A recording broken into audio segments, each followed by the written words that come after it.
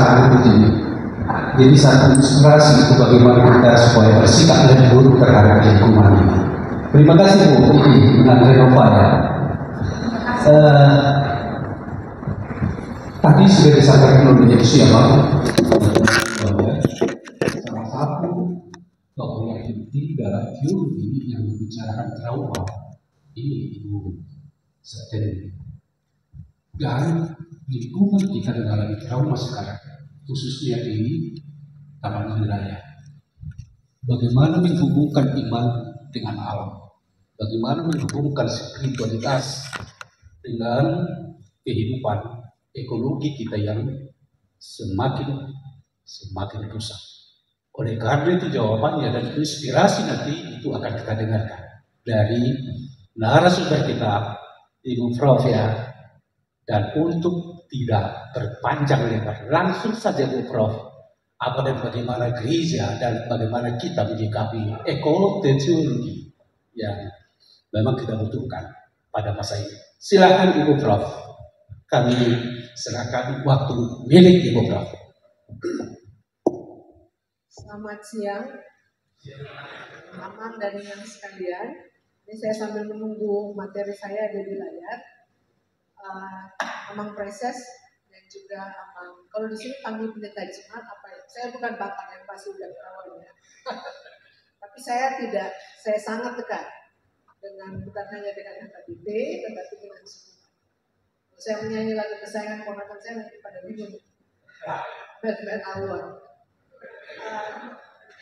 Tapi saya mau sama nyanyi ya, Amang. Dan materi saya sudah saya kirim. Semalam sebenarnya, tapi saya minta Bintang Mikael untuk tunggu tadi pagi baru dikirim. Semoga nanti bisa ditampilkan. Slide-nya ada 35 slide. Saya sengaja mengirim demikian banyak karena saya tahu bahwa seminar ini adalah bagian dari percakapan panjang di dalam HKBP. Yang tentu saya tidak terlibat di dalamnya sepanjang itu. Dan jika materi saya dipikir bisa memberi masukan, silahkan digunakan.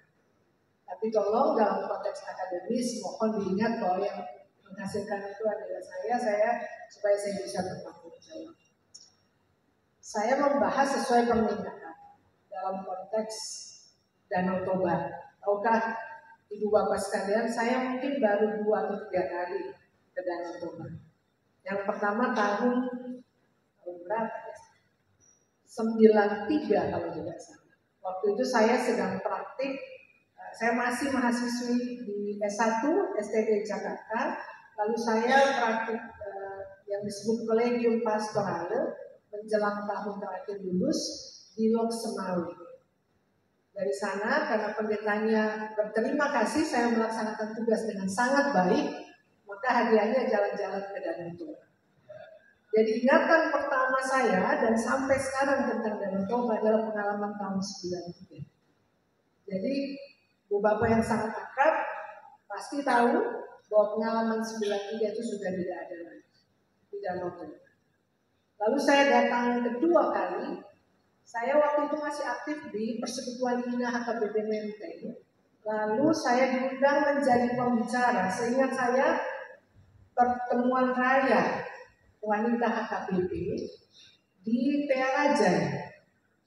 Itu pertama kali saya ke PA Raja lalu menjadi salah satu pembicara dan dari sana seingat saya diajak lagi ke Danau Toba. Yang ketiga, dan itu yang terakhir, semoga masih ada kesempatan lain. Saya lupa tahunnya, saya membina pendeta-pendeta termasuk dosen di gereja-gereja Lutheran di wilayah Sumatera Utara dan bertempat di Siantar. Sekitar 5 hari, pelatihan itu tentang membaca Alkitab dengan mata baru. Jadi, saya ditolak pertama karena memberi perspektif baru, tapi dengan cara akhirnya saya dikasihi oleh para pendeta dari gereja-gereja anggota Lutheran World Federation. Sesudah itu saya karena dikasihi dibawa lagi ke Danau Toba. Pengalaman saya tentang Danau Toba semuanya. Dan pikiran saya Danau Toba akan tetap seperti itu. tetapi tentu saya tidak mungkin naif. Dan saya mau mengapresiasi dan mengucapkan selamat sebenarnya. Karena HKBP masih menjadi satu dari masih sedikit gereja di Indonesia yang memberi perhatian sangat khusus pada isu lingkungan.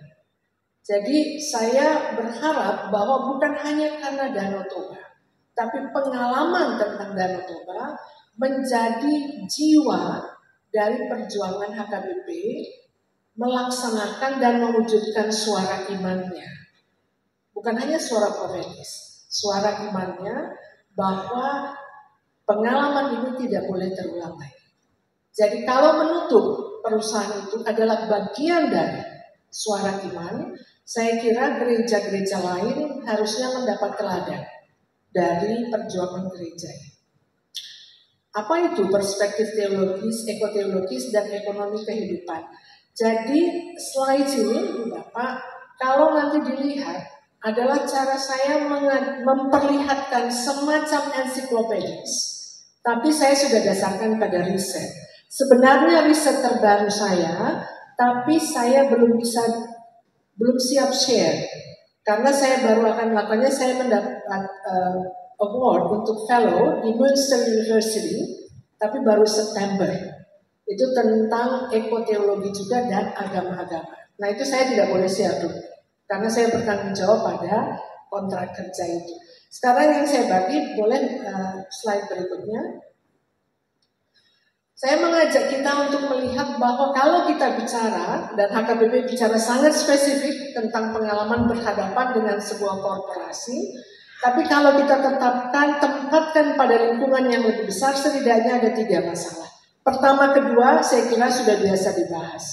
Yang ketiga, kalau seorang teolog bicara tentang lingkungan, biasanya yang dikritik adalah antroposin, bahwa manusia ini penyebab kerusakan. Saya senang bahwa hari ini ada yang akan bicara tentang ekonomi. Itu yang disebut capitalocene, masih jarang dipercakapkan. Bahwa kalau kita bicara tentang kerusakan lingkungan, mau tidak mau, kita mesti bicara tentang sistem ekonomi kapitalis. Dan sistem ekonomi ini yang turut bertanggung jawab di dalam lahirnya kebijakan-kebijakan yang tentu tidak bijak, yang menjadikan lingkungan sebagai objek dan pada akhirnya menjadikan manusia juga sebagai objek. Mungkin dengan bagian ini sedikit saya jelaskan dalam slide-slide berikutnya, Ibu Bapak bisa melihat betapa pentingnya kajian ekoteologis dalam gereja. Seperti hari ini pada sesi-sesi berikutnya kita bahas juga dalam konteks percakapan ekonomi. Next, saya tidak bahas ini ya Ibu Bapak, silakan terus. Lagi. Ini saya sudah sampai di situ untuk definisi bisa dilihat nanti. Next. Ini ada observasi umum yang tadi di awal sebenarnya saya sudah katakan bahwa masih jarang percakapan di dalam gereja, khususnya ketika gereja bicara tentang apa misinya dan siapa gereja, itu masih susah dihubungkan dengan isu lingkungan. Padahal zamannya sekarang ini sudah menjadi bagian dari percakapan kita. Makanya saya beri bagian yang warna kuning itu untuk meyakinkan kita bahwa tidak bisa lagi kita tidak bicara tentang lingkungan tersebut. Next. Saya membuat pendekatan ini lebih pada aspek biblisnya, tetapi ada aspek teologisnya nanti kemudian. Lalu saya bicara tentang tanah dari narasi Alkitab yang kemudian adalah narasi kita. Ada 3 bagian besar dari Alkitab. Yang pertama, ini yang sudah umum, hanya untuk mengingatkan kita. Next. Narasi kejadian, tanah dan manusia bekerja. Orang dalam tradisi Lutheran, Reform juga, saya dari tradisi Reform, itu pasti tidak asing dengan teologi kerja menurut Martin Luther. Dan saya kira orang-orang HKBP sudah khatam dengan teologi itu. Tapi yang mau saya angkat, kemarin Amang Hutagalung bilang, ini tanah ini sebenarnya untuk siapa? Lalu saya menjawab, tentu bukan hanya pertanyaan Amang ya, tapi ini pertanyaan dari seminar. Di dalam kitab Kejadian, kalau kita beri perhatian, manusia sesudah diciptakan diberi tugas. Tugasnya jaga kebun. Tukang kebun ya. Alam itu disebut kebun. Siapa pemiliknya tadi sudah berulang-ulang dari dua abang wanita yang mengatakan milik Tuhan. Kitab Kejadian sangat agraris. Allah digambarkan sebagai pemilik kebun, manusia diberi tugas berkebun, dan dunia ciptaan dilihat sebagai kebun. Tidak susah kan? Daripada kita bingung-bingung, ternyata kitab Kejadian sudah jelas. Next. Nanti Ibu Bapak akan lihat, di situ juga sudah jelas saya perlihatkan perbedaan dari dua versi penciptaan itu. Next. Ini yang mau saya perlihatkan, bahwa ada setidaknya 8 tema dalam kisah penciptaan tersebut, dan di situ saya runtut siapa manusia, apa yang ia harus kerjakan, dan pekerjaan itu, kebun itu, berkebun itu adalah aspek yang menyatu dan menjadi jawaban terhadap pertanyaan siapa manusia. Maka siapa manusia dalam kitab Kejadian tidak terpisah dari apa manusia. Dan apanya manusia tidak terpisah dari ternyata berkebun. Identitas itu, yang ontologis itu, yang asali tidak terpisah dari yang asali, yaitu tanah kebun itu. Maka tanpa tanah, tanpa kebun, tidak ada manusia sebenarnya. Pertanyaan ini yang saya ajukan paling akhir di slide saya, reflektif sekali. Apakah tanpa Danau Toba, Amang Inang pernah berpikir, apakah masih relevan bilang Batak Toba? Jadi bukan apakah tanpa orang Batak Toba, Danau Toba masih relevan. Coba dibalik. Pernahkah dibayangkan tanah Danau Toba itu gone forever? Lalu nanti ada abad berikutnya ada yang bilang, oh saya Batak Toba. What? Apa maksudnya?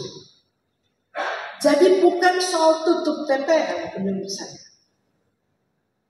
Selamatkan who you are.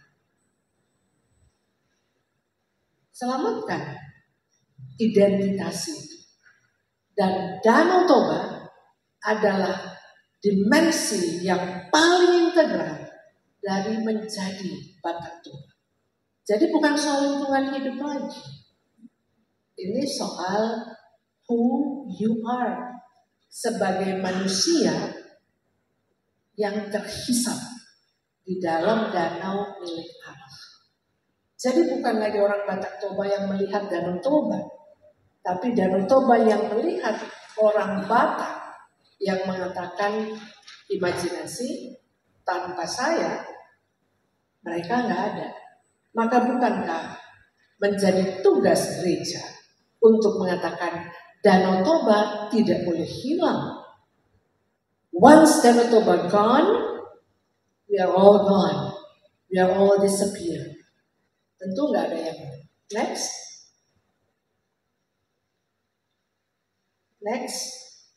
Dan kisah penciptaan ini bisa kemudian kita hubungkan misalnya dengan teologi yang sangat kuat dalam gereja-gereja Lutheran, karena tradisi Lutheranisme yang lahir dari ajaran Martin Luther. Bisa slide berikut, tentang bekerja yang ia sebut sebagai panggilan, vocation, votsere.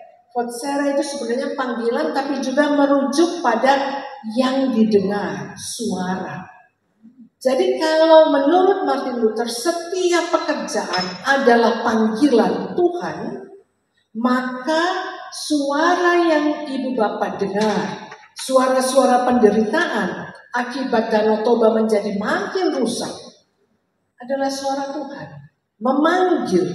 Maka perjuangan HKBP untuk mengatakan TPL tutup adalah bagian dari HKBP merespons bahwa ini panggilan kita.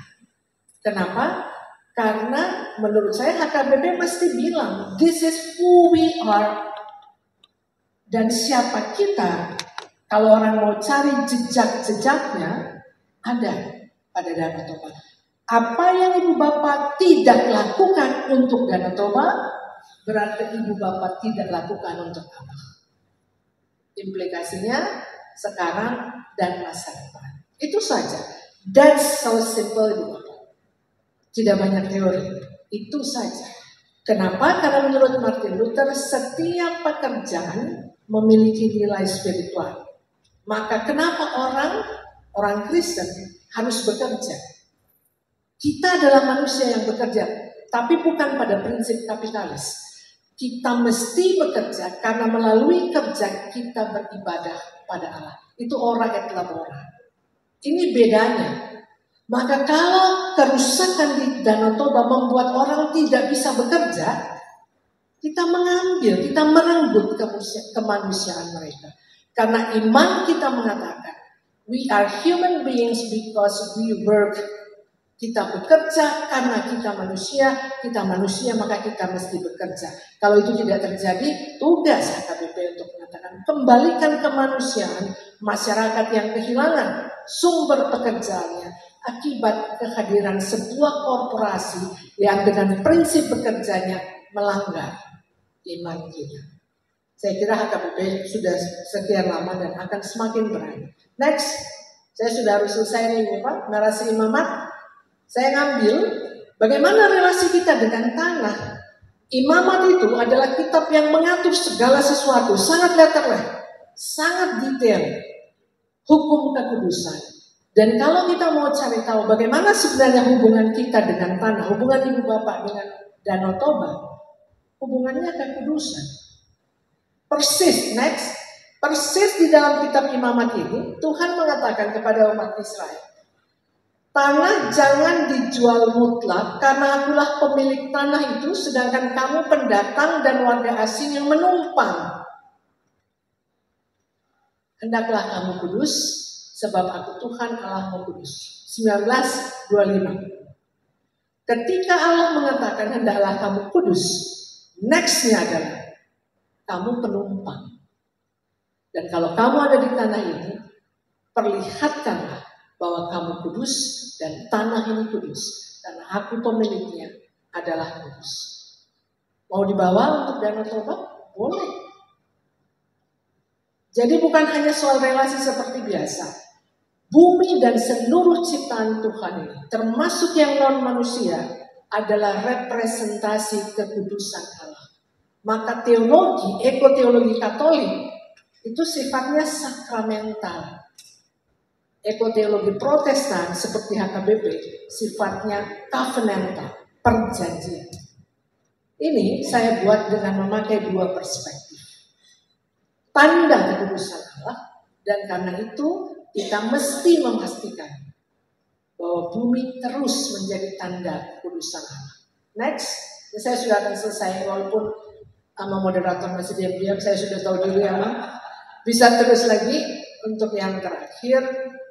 Terus lagi, ini dari narasi Injil. Nanti Amang Minang baca lagi ya, kisah Tuhan memberi makan 5.000 orang.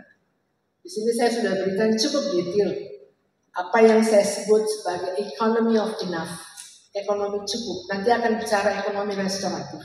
Saya bicara ekonomi cukup. Kisah ini bisa dibaca lagi, tapi lihatnya dari anak ini. Seorang anak yang memiliki 5 roti dan 2 ikan. Dan akhir dari cerita adalah 12 bakul. Terus lagi, di sini saya akan ada detail lagi terus. Lagi, saya cerita singkat saja ya. 5.000 orang kelaparan Amangnya. Orang lagi lapar. Terus Amang Pandita dibilang, ada nih yang lapar sekali. Amang Pandita kan langsung bilang, kasih makan. Tuhan bilang, tunggu. Suruh mereka duduk.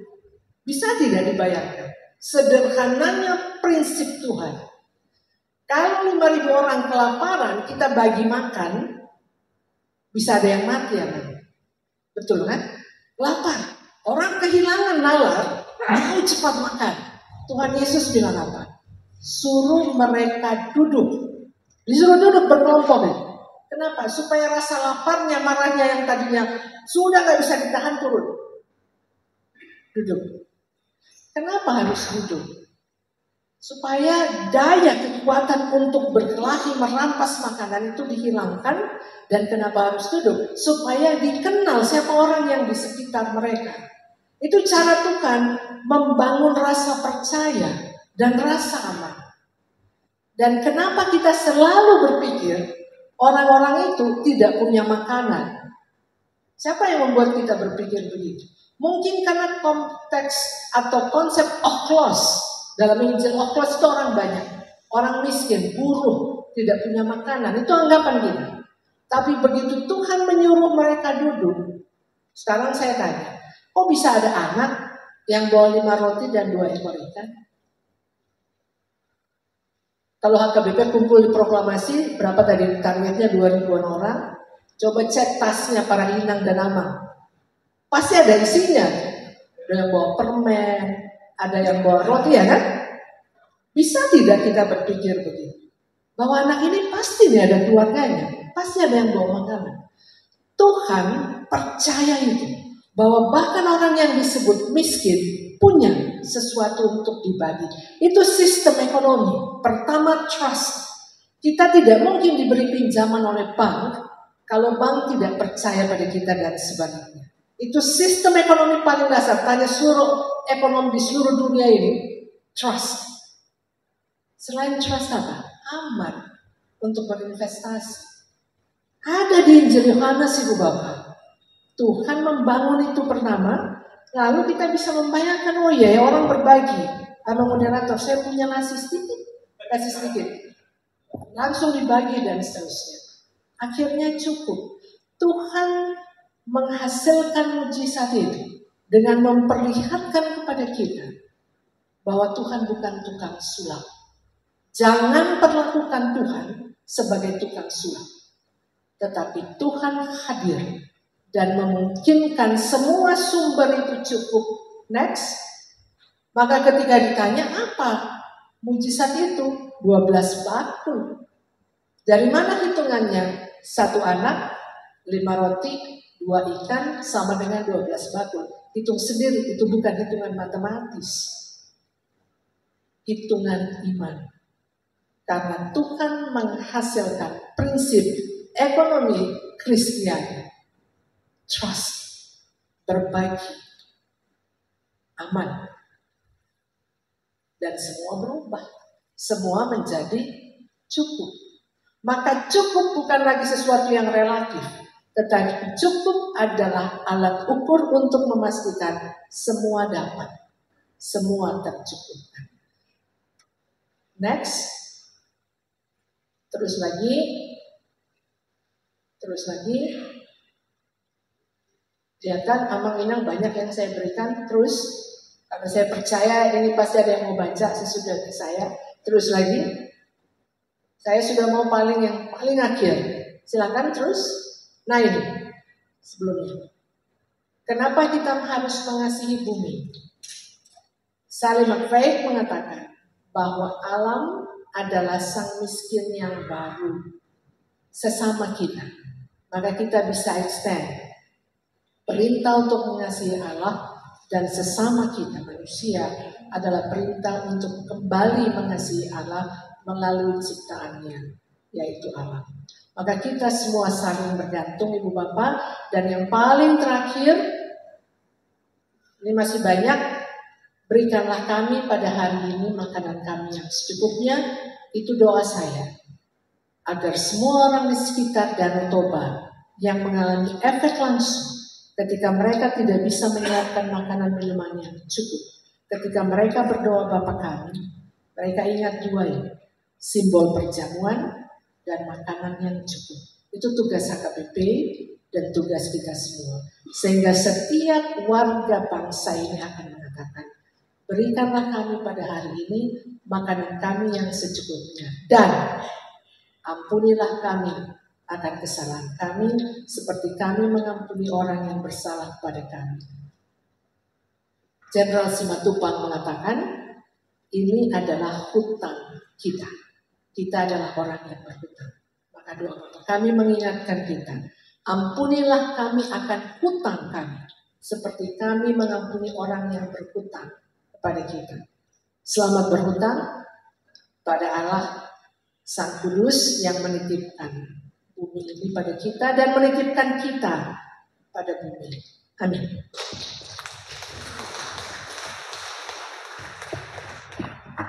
Ya baik, terima kasih Ibu Prof ya. Singkat, tapi sangat dalam. Panggilan kita bersama. Ada buku dari Ibu Prof ini ya, yang dicetak di BPK itu. Ya, kemurahan hati dan trauma ya, begitu. Itu sangat menarik dalam hubungannya dengan apa itu yang disampaikan Ibu Prof, berbagi. Bagaimana kita berbagi.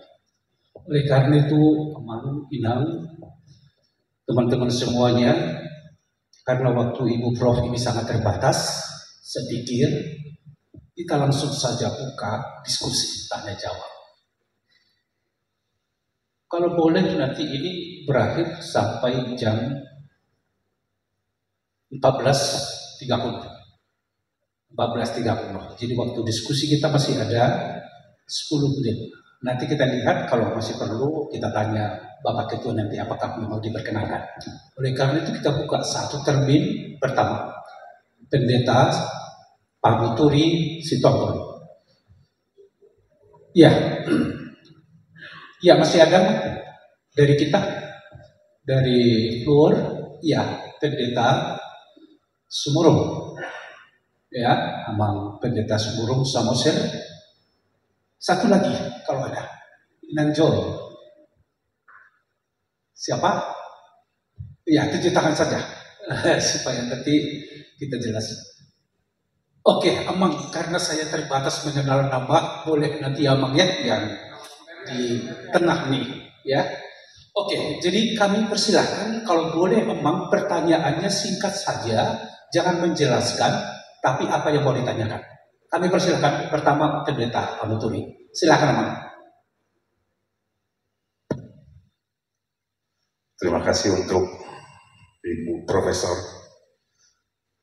Sekitar 1992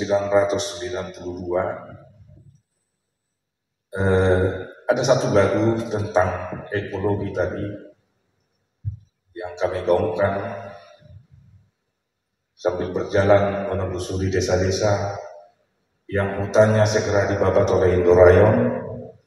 Lagunya seperti kuduslah tanah ini di hati kami. Nah ini mengingatkan tadi seperti tadi. Kami juga punya bahasa Bataknya. Tanomon badiado di rohanami. Itu kami ajarkan untuk anak-anak, mengingatkan bahwa tanah itu adalah warisan dari Allah. Kemudian sebentar lagi kita kampanyekan itu dengan orang tua supaya mereka jangan menjual tinusnya, hutannya ke TPL dan kawan-kawan pada waktu itu. Tapi realitasnya memang kita kalah terus menerus dan akhirnya sekarang harus kita hadapi ini kampanye panjang. Tapi yang menarik tadi bahasa Batak dan Toba, kami akan kehilangan identitas ketika Danau Toba akan hilang. Baik, terima kasih Pak. Pertanyaannya apa? Supaya bisa langsung nanti Ibu. Ya. Jadi pertanyaannya, apa upaya baru yang bisa hanya doakah seperti yang terakhir tadi? Karena sekarang tanggal 18 saja orang udah ragu. Kita mau demonstrasi atau mau berdoa katanya. Terima kasih. Kalau kami misalnya udah biasa itu kan. Kita udah dikejar Indorayan terus-menerus dan sekarang hanya berdoa aja banyak yang ragu. Thank you. Terima kasih Amang Pendeta Sitompul. Silakan Amang Pendeta Samus ya. Boleh dibantu kasih. Oh, langsung aja Amang di mic, standby mic.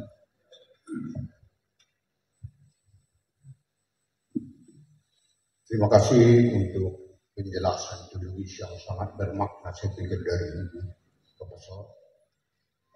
Berkuatan hari Selasa kemarin saya bertemu dengan Serikat Tani Tapanuli Utara.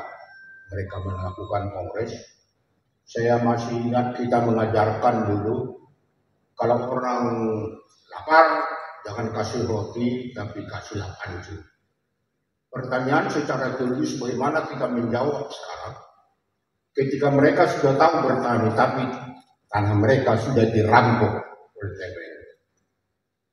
Dan bukan orang Batak ini, orang yang datang dari luar seperti penjajah kolonialisme tanah sekarang ini. Semua tanah-tanah adat sudah dirampas, menghancurkan Danau Toba. Kira-kira teologi apa lagi yang kita harus kembangkan sama mereka? Ketika tanah tidak ada lagi. Padahal secara teologis dalam perjanjian lama saya pikir tanah itu dibagi-bagi secara adil. Dan memang ada kelompok seperti imam-imam yang tidak mendapatkan tanah mereka, tapi tetap dijamin oleh petani itu. Karena mereka yang mengusahakan tanah. Pertanyaan apa jawaban kita ketika orang luar merampas tanah di kawasan Danau Toba dan menghancurkan Danau Toba? Terima kasih. Baik, terima kasih. Ada penjajah tanah di Tapanuli Raya sekarang. Bagaimana kita? Silakan Amang. Silakan Satya Bangda Guru. Amang Pagadian ya. Silakan Amang langsung aja. Amang Pagadian dokter. Ya, silakan Amang Pagadian. Terima kasih. Nama saya tadi dijelaskan oleh Pak Hafiz bahwa teologi Lutheran itu menghargai atau bersengaja, tapi kenyataannya kalau kita melihat apakah itu Kristen atau Katolik, semuanya lebih berorientasi pada kapitalis. Artinya kalau kita bilang teologi kerja itu kan kontroversi dengan komunis, makanya apakah kita juga seperti itu? Karena apa? Hampir semuanya dari kita yang Martin Luther itu mengerti itu juga kapitalistik dalam kehidupan ekonominya. Nah, ini yang kita panahkan. Kemudian tadi sebutkan bahwa filosofi tentang tanah itu adalah satunya berkebun. Nah, kalau berkebun itu berarti kan kita mengolah tanah, tidak membiarkan tanah sebagaimana adanya alami. Nah, kalau seperti mengolah tanah itu belum tentu itu semuanya baik, bisa saja merusak. Karena kelapa sawit merusak juga namanya kebun kelapa sawit. Nah, bagaimana yang tadi pertama disebutkan berkebun itu, apakah kita juga berarti permisif terhadap perusahaan atau penggunaan tanah itu yang bisa merusak? Nah, saya juga melihat bahwa sebetulnya yang ditawarkan secara teologis itu apa? Penjelasan ini tadi memang Prof akan menyebutkan untuk TPL juga tidak bijak, tetapi karena seperti apakah secara teologis misalnya tadi sebutkan juga bahwa tanah itu adalah milik Tuhan, karena misalnya kepemilikan saham, akan problemnya yang lebih menghubungi, karena apa solusinya? Terima kasih. Baik, terima kasih Amang. Itu dulu untuk sesi yang pertama ini, upaya baru yang akan kita lakukan apa nih, kan begitu. Kemudian ini ada penjajah nih, bagaimana kita ini. Tapi ada satu penanya yang terakhir Bu, itu bagaimana nih teologi perkebunan ini atau teologi kebun ini, bagaimana dia? Oke, langsung saja Bu, bagaimana ada respon dari Prof kami persilakan. Terima kasih untuk 3 pertanyaan dan komentar tersebut dari 3 Amang. Saya akan menjawab sesuai urutan, tapi mungkin saya akan bolak-balik. Ya. Yang pertama, tadi saya kira menarik sekali bahwa ada pengalaman pada tahun 90-an tentang pengakuan bahwa tanah itu kudus. Tetapi kemudian diperhadapkan pada situasi saat ini bahwa, dan ini kemudian pertanyaan-pertanyaan berikutnya ya, diperhadapkan kita pada hal yang realistis. Yang saya sampaikan tadi adalah kelindahan antara apa yang real dan apa yang ideal. Tapi bukan berarti yang ideal itu lalu kemudian tidak bisa kita akarkan pada perjuangan yang membuat Ibu Bapak hadir pada seminar ini. Pertanyaan yang paling jelas menurut saya adalah lalu apa yang harus kita lakukan ketika tanah sudah tidak ada lagi. Dan itu tadi pernyataan yang sangat kuat untuk mengatakan kita mau memberi orang alat untuk bekerja di tanah, tapi tanahnya sudah tidak ada. Dan ini bukan hanya soal di Sumatera Utara saya kira. Kalau nanti Ibu Bapak punya kesempatan lihat slide saya, itu di bawahnya saya memasukkan case study tentang food estate. Lalu ketika orang direnggut dari identitas makanannya, makanan itu berakar pada tanah, di wilayah laut itu berakar pada laut. Ketika itu semua dirampas, makanan khasnya, makanan lokal itu dirampas, maka yang dirampas adalah kemanusiaan itu sendiri. Nah, pertanyaan besar ini saya bisa respons tentu dari perspektif teologis, dari kapasitas saya sebagai teolog. Apakah kemudian bicara itu cukup? Yang saya lihat, HKBP sedang melakukan satu fungsinya, yaitu advokasi. Apakah HKBP akan menjadi LSM? Tidak. Kenapa melakukan advokasi? Karena teologi itu advokasi. Hari Pentakosta itu harinya advokat, Parakletos, Roh Kudus, advokat dia. Orang yang datang membimbing, memberitahu, melindungi. Maka apa yang dilakukan oleh HKBP, dan saya kira umat mesti tahu, ini adalah tugas gereja untuk melaksanakan tugas advokasinya. Dan tugas ini saya kira HKBP tahu, tugas ini berbahaya.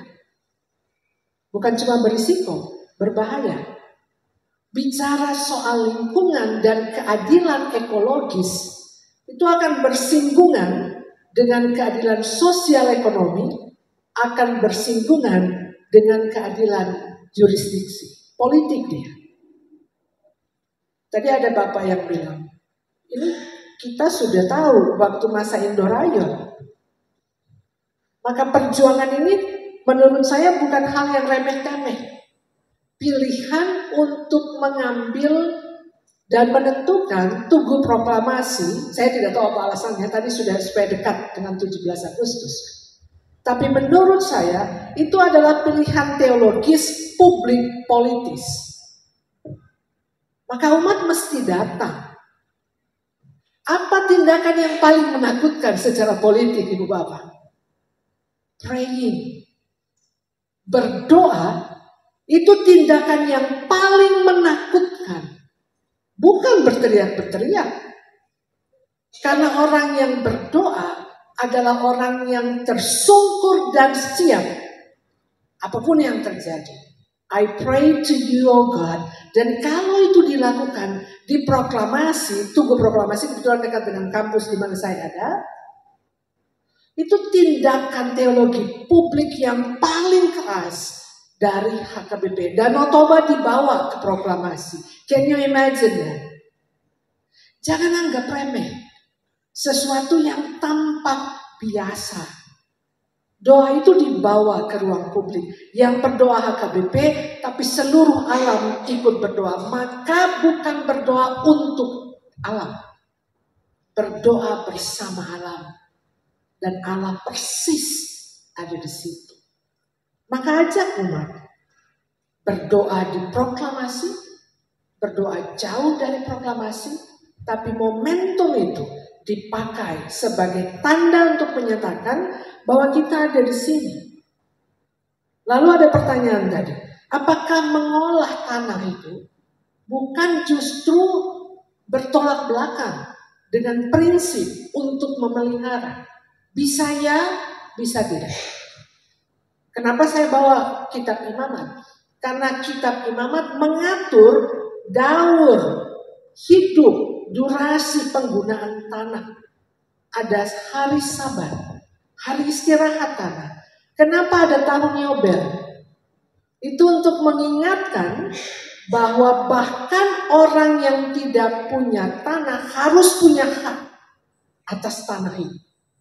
Maka itu tahun Yobel. Tanah itu bukan milik kita.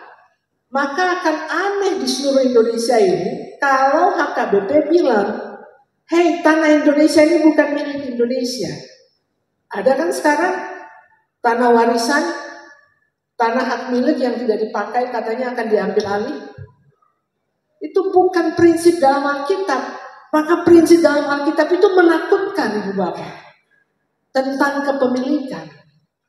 Ini yang membuat prinsip-prinsip ekonomi Kristiani itu menakutkan sebenarnya. Kalau kita mau kembangkan, kalau kita mau kerjakan. Maka apa yang akan terjadi di proklamasi? Ditunggu proklamasi, saya tidak tahu. Tapi yang saya bayangkan, pada saat itu akan ada suara dari HKBP untuk mengatakan bahwa tanah mesti dikembalikan kepada pemiliknya. Siapa pemiliknya? Pertama dulu, siapa pemiliknya? Kalau kita yakini bahwa Allah, lihat seluruh Injil dengan siapa Tuhan Yesus mengidentifikasi dirinya. Imitatio Christi. Bukan pada para penguasa, bukan pada petinggi, tapi pada Ochlos yang hadir di 5.000 orang kelaparan itu. Di dalam khotbah di bukit pasal 5-7 Injil Matius, Ochlos yang menjadi subjek Tuhan. Kepada mereka, tanah itu harus dikembalikan. Apakah kemudian tanah itu menjadi milik mereka? Bukan. Tanah adalah milikku, kata Yahweh. Kita semua hanyalah orang yang bekerja atas tanah. Kita mengelola tanah itu, tapi tanah adalah subjek independen di hadapan Tuhan. Maka tanah harus punya hak untuk istirahat. Bayangkan kalau prinsip agraris ini dari leluhur kita jaga. Tidak begini gitu. Maka saya kira lagu tahun 92 itu nyanyikanlah lagi di proklamasi. Ditunggu proklamasi. Terakhir di slide saya itu, sesudah kisah 5.000 orang diberi makan oleh Tuhan, Tuhan kemana? Tuhan jalan di atas air. Maka kisah ini tidak boleh terpisah. Kisah air dan tanah tidak boleh dipisah. Danau Toba, dan catatan saya adalah dari pengalaman Danau Toba itu akan ada suara ekoteologis yang otentik, yang lahir dari negeri ini, karena orang-orang yang bekerja adalah orang-orang yang mengatakan kita berdoa. Dan percayalah bahwa ketika orang Kristen berdoa, dia berdoa pada Tuhan, tapi kekuatan itu Tuhan berikan. Dan dia menjadi kekuatan yang membara. Saya sudah seperti pendeta kedengaran. Amin. Baik, terima kasih Bu. Terima kasih Inang, Ibu Sergi. Terima kasih sekali. Saya menangis di sini. Yang selama ini mungkin lebih dari 14 tahun saya bertanya-tanya karena kurang jelas dari seminar 1 tambah baru Ibu bicara seperti ini, keyakinan kami. Paling nggak saya pribadi, saya datang ke sini, saya mau mendengar sendiri dari hamba Tuhan yang mengatakan seperti isi hati Tuhan. Saya yakin hari ini bekerja untuk tanah yang diberikan Tuhan. Danau Toba itu kami harus bekerja dengan panggilan masing-masing ya Bu. Ibu memberi saya pribadi luar biasa. Memang betul kita selama ini selalu bilang TPL, tetapi Tuhan sudah memberi anugerah yang besar itu dengan Kaldera Toba. Saya yakin dengan tadi saya katakan ilustrasi 5 roti 2 ikan dan lain-lain itu, terima kasih Ibu, kami punya yang begitu besar, 16 kiosek di Danau Toba. Kami akan pertahankan, kami akan berjuang dan bekerja sekuat-kuatnya sampai tanggal 18 itu proklamasi. Kita proklamasikan bahwa orang Batak pemilik Tanah Batak. Terima kasih Bu. Ini pernyataan ini yang luar biasa. Terima kasih Bu. Terima kasih. Terima kasih. Baik, jadi ada 3 penanya Bu Prof. Yang pertama itu tadi itu masalah. Kalau kita lihat susunannya ada 3 bagian. Mari kita sebut dulu lalu saya bilang stop untuk memperlihatkan bagian pertama. Kita berdoa Bapa kami. Bapa kami yang di surga, dikuduskanlah namamu, datanglah kerajaanmu, jadilah kehendak-Mu di bumi seperti di surga. Stop. Itu bagian pertama Ibu Bapak. Kalau umat berdoa sendiri, ajak umat sampai situ bernafas dulu. Karena ini doa memohon supaya kehendak Tuhan yang jadi, bukan kehendak kita. Lalu masuk doa kedua. Ini adalah panggilan etis sosial publik. Sangat personal sekaligus sangat publik. Berikanlah kami pada hari ini makanan kami yang secukupnya, dan ampunilah kami akan kesalahan kami seperti kami juga mengampuni orang yang bersalah kepada kami. Ini adalah tanggung jawab kita, tanggung jawab publik. Maka ada dalam bahasa Chinese, saya lupa karakternya. Karakter itu untuk menceritakan mulut dan nasi. Jadi kalau kita mau membincangkan tentang keadilan, maka setiap mulut, ini tentu dalam konteks Asia, harus punya nasi yang cukup. Maka keadilan sosial tidak mungkin tidak berelasi dengan keadilan ekologis. Tidak mungkin tidak. Lalu bagian terakhir dari doa Bapa kami. Dalam pencobaan, tetapi lepaskanlah kami daripada yang jahat, karena Engkaulah yang mempunyai kerajaan, kuasa dan kemuliaan sampai selama-lamanya. Hanya di tengah itu tentang kita. Doa itu di-frame tentang Tuhan, penguasa langit dan bumi.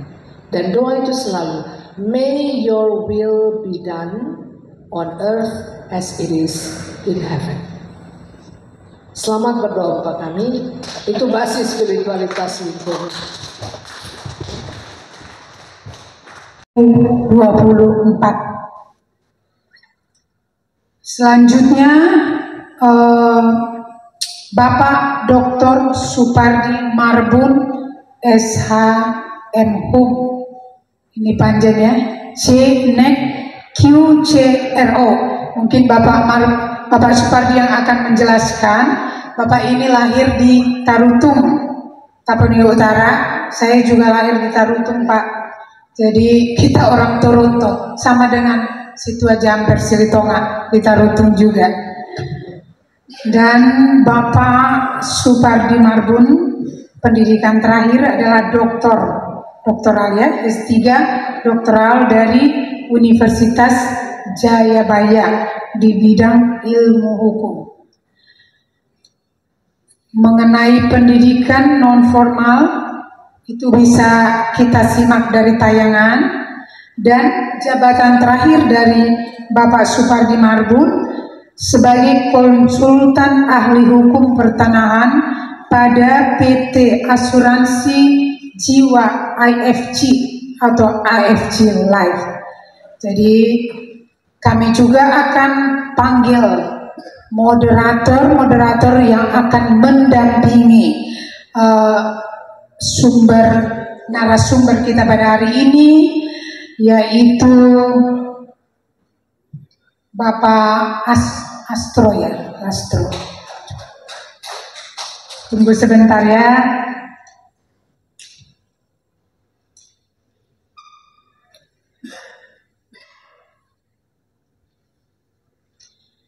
Bapak untuk mendampingi Ibu Rukas Sambul ini adalah Bapak Lasron Sinurat. Sudah. Ya. Dan untuk mendampingi Ibu Dewi Kartika dan dengan Bapak Dr. Supardi Marbun, Situa Jamper Silitonga.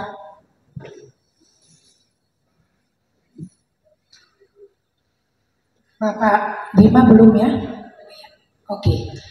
Ya, inilah panelis-panelis kita dan moderator yang akan tampil memaparkan materi berikutnya. Kita sambut dengan aplaus yang meriah.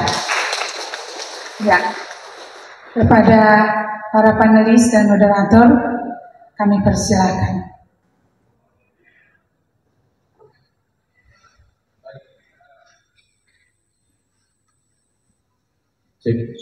Baik, terima kasih untuk MC.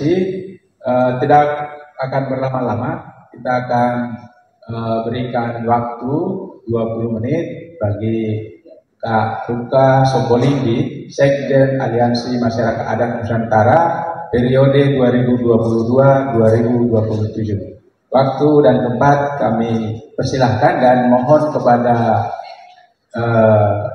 untuk menampilkan slide karena sudah dikirim di grup. Ya, persilahkan. Ya, selamat sore. Horas. Shalom. Sebelumnya saya ingin mengucapkan salam hormat kepada Amal Pendetarisme Terbuka dan seluruh majelis gereja KBP Kebayoran Baru. Saya ingin juga menyampaikan terima kasih dan hormat kepada pengurus KBP Bapak Pendeta Dr. Robinson Terbuka, Victor, ya. Victor, sorry, salah ucap. Nah, juga kepada panitia yang melaksanakan putaran ini yang mudah-mudahan nanti akan berujung di doa akbar, ya, doa besar bersama. Kebetulan ada sahabat saya, saudara saya, Ito saya, boleh panggil Ito ya, Lasron dari yang mewakili kami dari Aliansi Masyarakat Adat Nusantara. TPL Tanah Batak, Idorayon, ini adalah tempat seperti membaptis saya untuk urusan mengenal persoalan-persoalan masyarakat adat. Saya masih mengingat kisah-kisah tahun 80-an ketika Mama Nesita yang telah berpulang beberapa waktu lalu melawan PTID Idorayon. Sayangnya kemudian berubah nama menjadi Tawapal Lestari. Dan sejak itu persoalannya bergulir, meluas seperti membesar seperti bola salju sampai hari ini. Dan saya berharap dibawa dengan ikutnya gereja dalam hal ini AKBP untuk mendukung masyarakat adat di Tanah Batak untuk melawan TPL, maka segala doa, segala penderitaan, segala harapan dari masyarakat adat yang selama ini menjadi korban akan tercapai.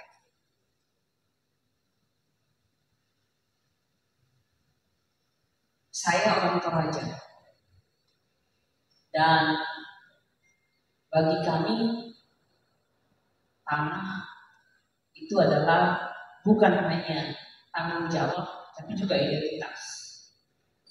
Dan setiap jengkal tanah ada pemiliknya, ada penjaganya, ada sejarahnya. Mungkin tadi yang disebut oleh pembicara sebelumnya sebagai bukan kebun.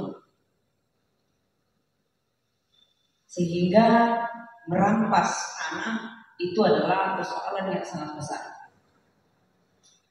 Dan saya tercengang-cengang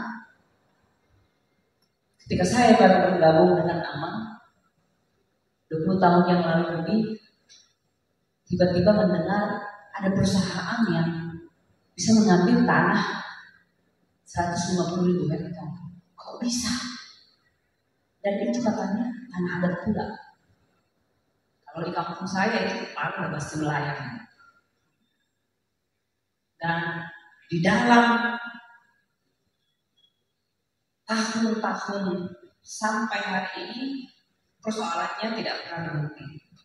Ya, mulai dari adu domba, saling demo, saling aksi, saling hujat di media, saling fitnah,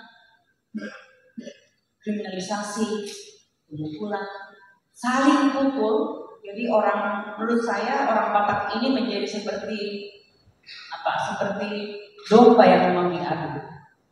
Dan itu yang menurut saya kerusakan terbesar di tanah Batak saat ini, bukan hanya pada tanahnya, tapi sumbernya karena di manusianya.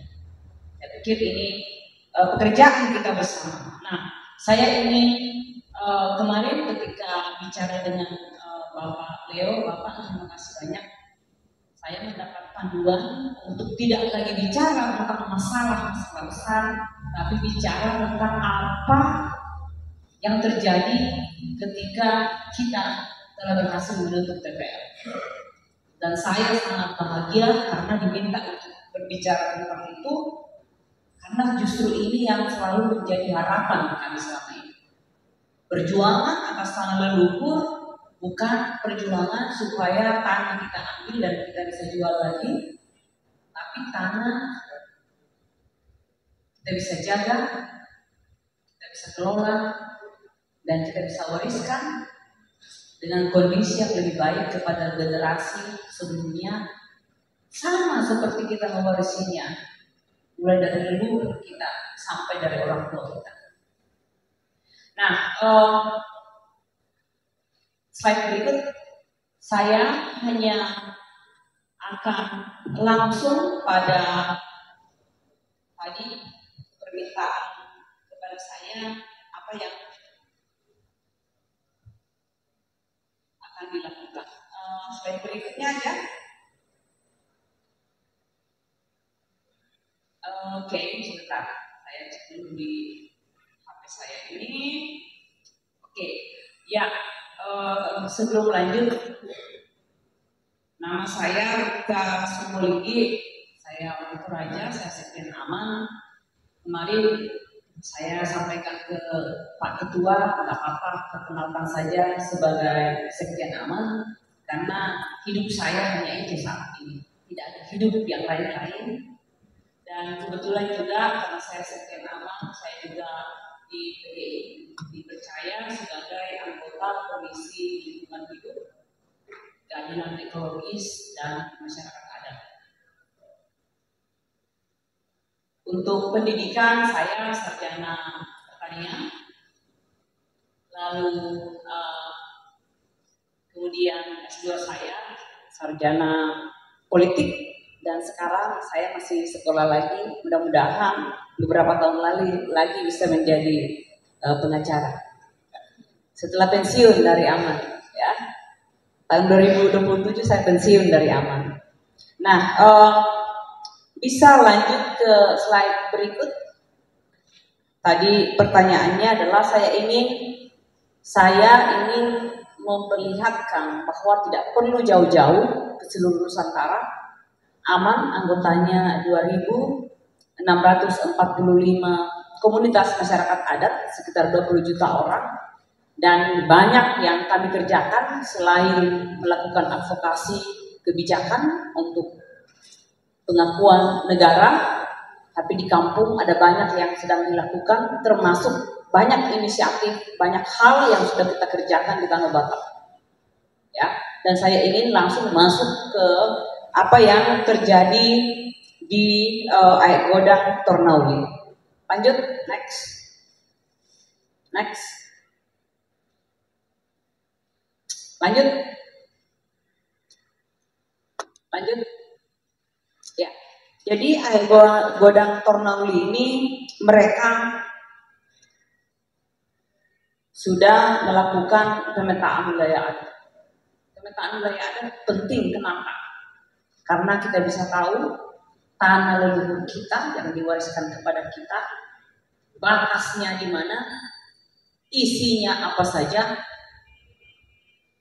di mana kebunnya, di mana hutannya, di mana ladangnya, dan lalu kemudian kita bersepakat zonasinya akan diapakan tanah leluhur ini untuk kita kelola, untuk kita jaga, dan kita menjadi makmur dari tanah tersebut.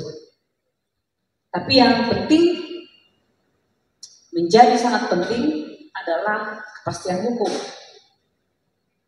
Jadi Godang Tornauli ini sudah mendapatkan pengakuan penetapan SK penetapan wilayah adat ini di Tapanuli Utara ya, Lasron, dan juga sudah mendapatkan kembali hutan adatnya menjadi hutannya disebut sebagai hutan adat. Ya. Dan karena adanya kepastian hukum, maka berusaha itu menjadi lebih tentram. Ya, tidak perlu lagi diganggu-ganggu. Kalau tempat lain bertanam dianggap konsesinya TPL, bisa diusir, bisa dipukul. Nah, tapi karena ini sudah ada kepastian hukumnya, maka mereka bisa berusaha dengan jauh lebih baik. Nah, berikutnya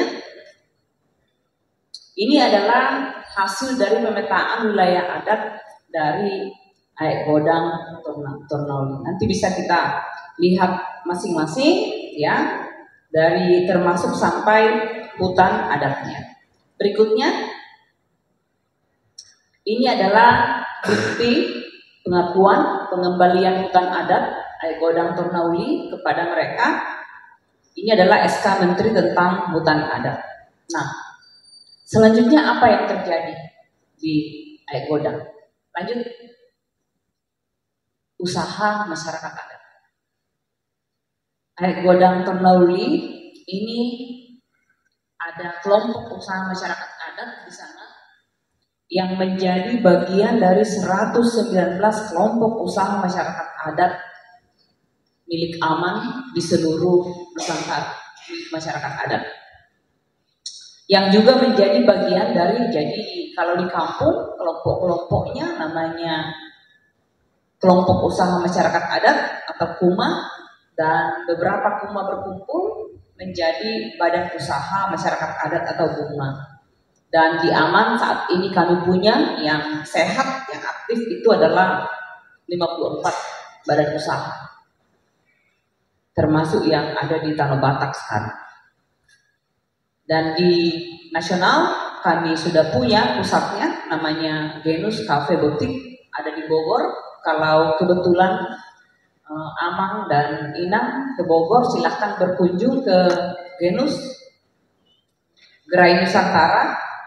Ada juga di Bengkulu, ada juga di Makassar, dan akan kami buka lagi di beberapa tempat.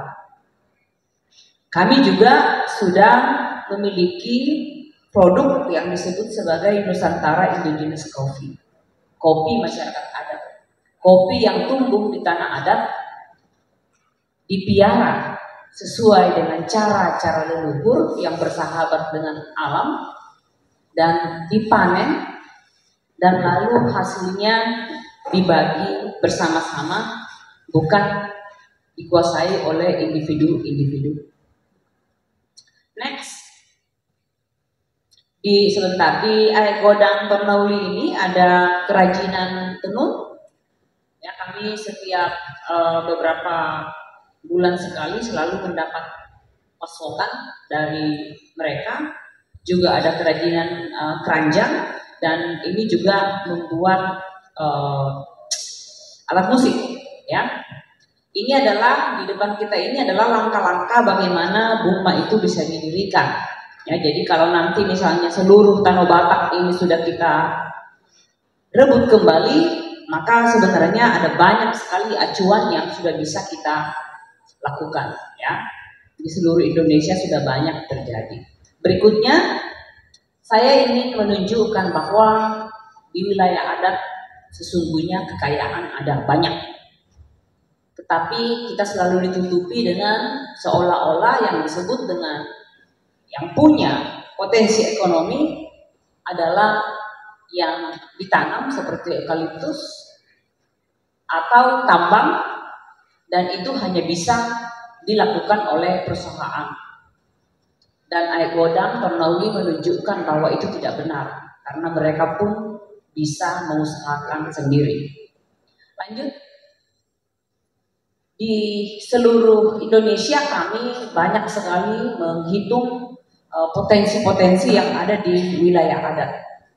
Dan potensinya itu bukan hanya alam yang harus kita jaga, tapi dari sisi air juga banyak, ekonomi juga banyak, dan kita punya kekuatan yang paling besar yaitu gotong royong.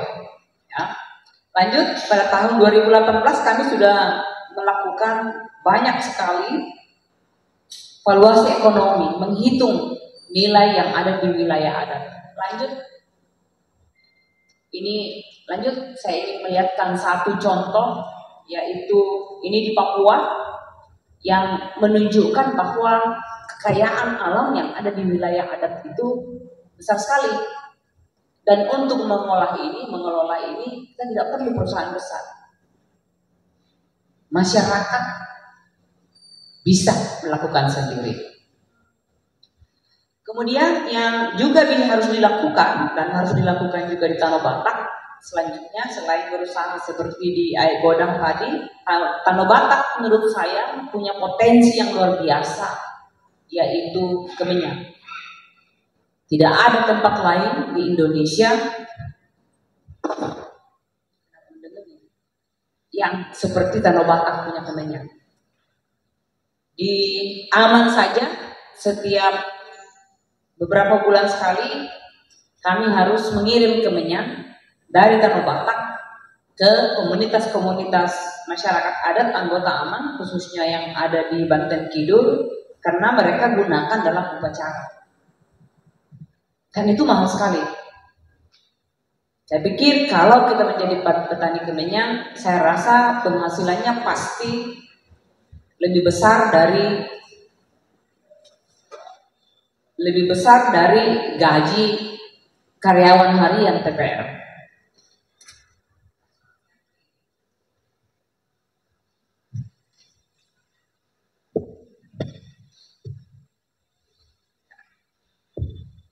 Ini aja ya, biar terus ini yang lagi. Nah, lanjut. Ini adalah, saya pikir di Tanah Batak, tempat-tempat yang sudah rusak wajib kita pulihkan. Dan di Aman kami menyebutnya sebagai gerakan pemulihan wilayah adat. Jadi tempat-tempat yang sudah dirusak oleh perusahaan, sudah dihancurkan oleh perusahaan, itu kemudian dirawat kembali oleh masyarakat adat. Dan di Tanah Batak potensi untuk melakukan ini luar biasa besarnya, karena sudah banyak sekali yang sudah rusak, ya. Termasuk memulihkan tempat-tempat yang sudah dipenuhi dengan eukaliptus yang sudah rusak tanahnya di perusahaan. Maka yang dianggap sebagai berhasil adalah perusahaan.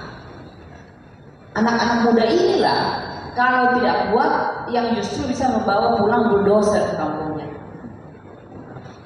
Nah, sehingga kami kembali meminta anak-anak muda untuk pulang kampung. Anak-anak yang pulang kampung ini kita bekali, mereka harus punya usaha ekonomi.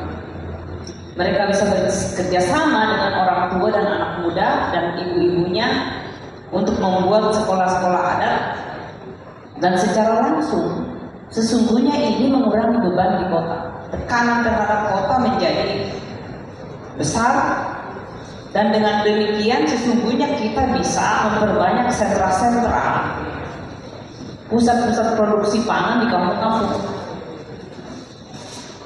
Karena kalau tidak begini, kalau ada krisis seperti pandemi kemarin, yang runtuh ketika krisis adalah kota, yang bertahan adalah kampung. Sehingga anak-anak muda ini harus digerakkan untuk pulang kampung, memastikan kita bisa menjawab krisis. Ini waktu pandemi yang di kampung kan enak tuh, setidaknya masih ada jagung atau beras yang bisa dimakan. Di kota ini kalau ada krisis yang runtuhkan kota. Jadi ini sesungguhnya yang kita harus percaya, bahwa yang disebut sebagai sesuai dengan perubahan zaman itu adalah yang harus tahan kalau krisis. Bukan kota kemajuan itu, kampung yang disebut sebagai kemajuan, karena itu yang bertahan ketika terjadi krisis. Nah lanjut, ini adalah ini 1 menit lagi. Ini adalah foto ini, foto anak-anak muda yang sudah pulang kampung dan berkebun. Ada yang berkebun jadi petani cabai, petani tomat. Kalau lagi berhasil bisa panen miliaran rupiah, bukan lagi juta ini panennya. Dan itu di kampung. Kalau di kota ya Tuhan, gaji kita kalau di kota paling banyak berapa? Lanjut. Ini adalah foto-foto bagaimana ibu-ibu dan anak-anak muda di kampung bekerja untuk pangan, kedaulatan pangan, lanjut, dan ekonomi. Ini justru di masa pandemi seperti ini. Lanjut, dari bicara kedaulatan pangan, kita bicara tentang menjaga bibit dan padi-padi tradisional. Yang paling kuat tadi saya dengar khotbah Pak Pendeta, kerinduannya terhadap Tanah Batak ketika beliau kecil. Nah, Pak Pendeta jangan khawatir, nanti saya bawa ke kampung-kampung yang masih ada seperti itu ya. Ada banyak di seluruh Nusantara. Tapi memang ini hanyalah kampung-kampung kalau tidak ada perusahaan. Kalau ada perusahaan memang habis. Nah, kemudian lanjut, yang terakhir adalah sekolah adat. Sekolah adat ini ada 150 lebih di seluruh Nusantara, dan disinilah anak-anak dididik ya untuk membangun karakter pertama sebelum pergi ke sekolah-sekolah yang lebih tinggi, dididik sebagai masyarakat adat. Hatinya, pikirannya, nilai-nilainya adalah masyarakat adat. Karena tadi itu kalau tidak kuat, ya tadi itu dia pikir kampungnya itu adalah monumen keterbelakangan, maka dia nggak percaya lagi bahwa kampungnya bisa sejahtera. Bagaimana untuk bisa sejahtera? Ya, bawa perusahaan. Perampasan wilayah adat di seluruh dunia, 99% ada tikusnya, mall. Tikusnya apa? Tikusnya adalah anak-anak dari kampung itu yang sudah disekolahkan, yang membawa pulang perusahaan, menjadi penghancur kampungnya. Orang tuanya setengah mati panen haminjon, tapi justru karena dia sudah sekolah, dianggap petani haminjon itu miskin, terbelakang. Padahal bayangkan itu menyanyi bapaknya ke pohon dengan harapan akan melimpah hasilnya, tapi lalu anaknya datang dari kota. Itu kemiskinan, itu terbelakang. Kita harus gusur, bawa bulldozer, dan mudah-mudahan setelah kita rebut kembali tanah leluhur, tanah Batak, hal ini tidak akan terjadi lagi. Yang juga saya ingin sebelum menutup ingin mengucapkan terima kasih, yang juga perlu segera dipulihkan adalah perlu hubungan di kampung-kampung, khususnya di kampung-kampung yang ada TPL, karena tidak tentram, tidak nyenyak tidurnya selama ini. Ya kalau nggak pro ya kontra, pro kontra, nggak berputar di situ saja kerjanya. Melawan TPL juga jadi miskin karena nggak punya waktu lagi untuk berladang. Atau sudah berladang bisa hilang setiap saat. Hubungan, relasi kekeluargaan, persaudaraan menipis. Mudah-mudahan belum putus. Jadi sebelum putus, saya rasa ini yang harus dipulihkan dulu sebelum kita kembali bersama-sama memulihkan tanah leluhur Tanah Batak. Terima kasih, kurang semangat. Mau lihat Goda Horas. Oke, baik. Terima kasih Kak Ruka atas paparannya. Saya hanya mau mengatakan bahwa kalau gereja HKBP butuh kondang, silakan komunikasi dengan kita, karena komunitas masyarakat adat anggota aman di Tapanuli Raya sana di Tanah Batak punya usaha. Ya. Jadi kalau gereja HKBP di Jakarta butuh gendang, silakan kontak kita. Dan juga kita juga punya rumah penenun ulos. Ya, jadi ulos ini tenunan dari kampung, dari Tapanuli Utara.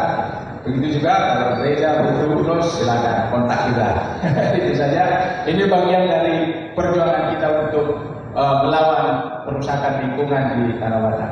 Ya, terima kasih. Terima kasih. Sebelum kita lanjut ke narasumber berikutnya, mohon maaf. Kami mau menyambut dulu dengan narasumber kelima. Selamat datang untuk Bapak Bima Yudhistira Adinegara. Kami undang untuk duduk di depan. Terima kasih Pak, dan kami undang juga Sintua Darwin Simorangkir sebagai moderator pendamping.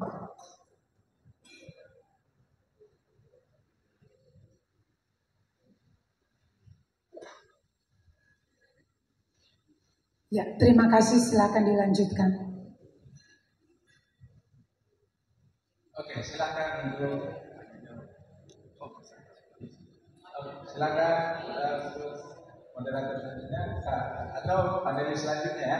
Oh iya, tadi caranya setiap panelis akan memaparkan seluruh materinya dengan durasi 15 menit.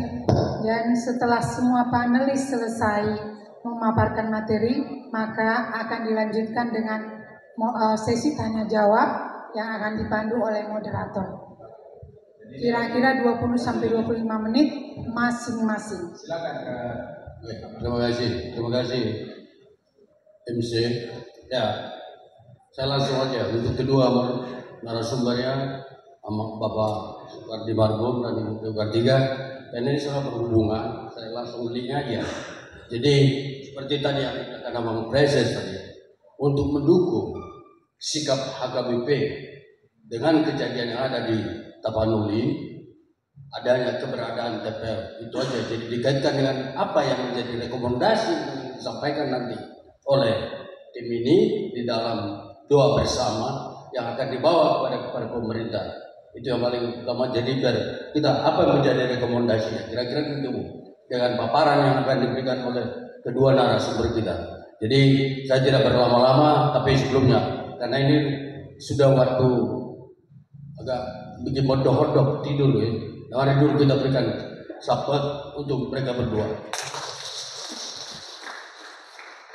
Terima kasih. Yang pertama saya memberikan kesempatan untuk Ibu Deokartiga. Silakan Bu. Ya, terima kasih Bapak Jamber Silitonga atas fasilitasinya. Tentu kepada seluruh majelis gereja HKBP, kepada seluruh pimpinan wilayah HKBP Kebayoran Baru, terima kasih sudah mengundang. Ini momentum yang penting, mengingat waktunya sedikit sekali. Saya juga ingin apakah bisa cepat, apalagi tadi para pembicara yang sebelumnya sangat lembut ya, khawatir terlalu tergesa-gesa nanti. Tapi pertama, lembut ya. Saya baru lihat Sekjen Aman lembut, cukup lembut. Mungkin langsung ditampilkan aja. Oke, jadi pertanyaannya, seringkali publik awam mempertanyakan kenapa harus tutup TPL, meskipun mungkin itu seperti jargon atau kampanye atau tuntutan untuk memudahkan bahwa terjadi satu krisis multidimensi yang sudah berlangsung puluhan tahun. Tapi bagi kami di Konsorsium Pembaruan Agraria, mengapa tutup TPL itu adalah jalan untuk mengembalikan atau memulihkan konstitusionalitas masyarakat adat Tanah Batak atas sumber-sumber agrarianya, terutama tanah.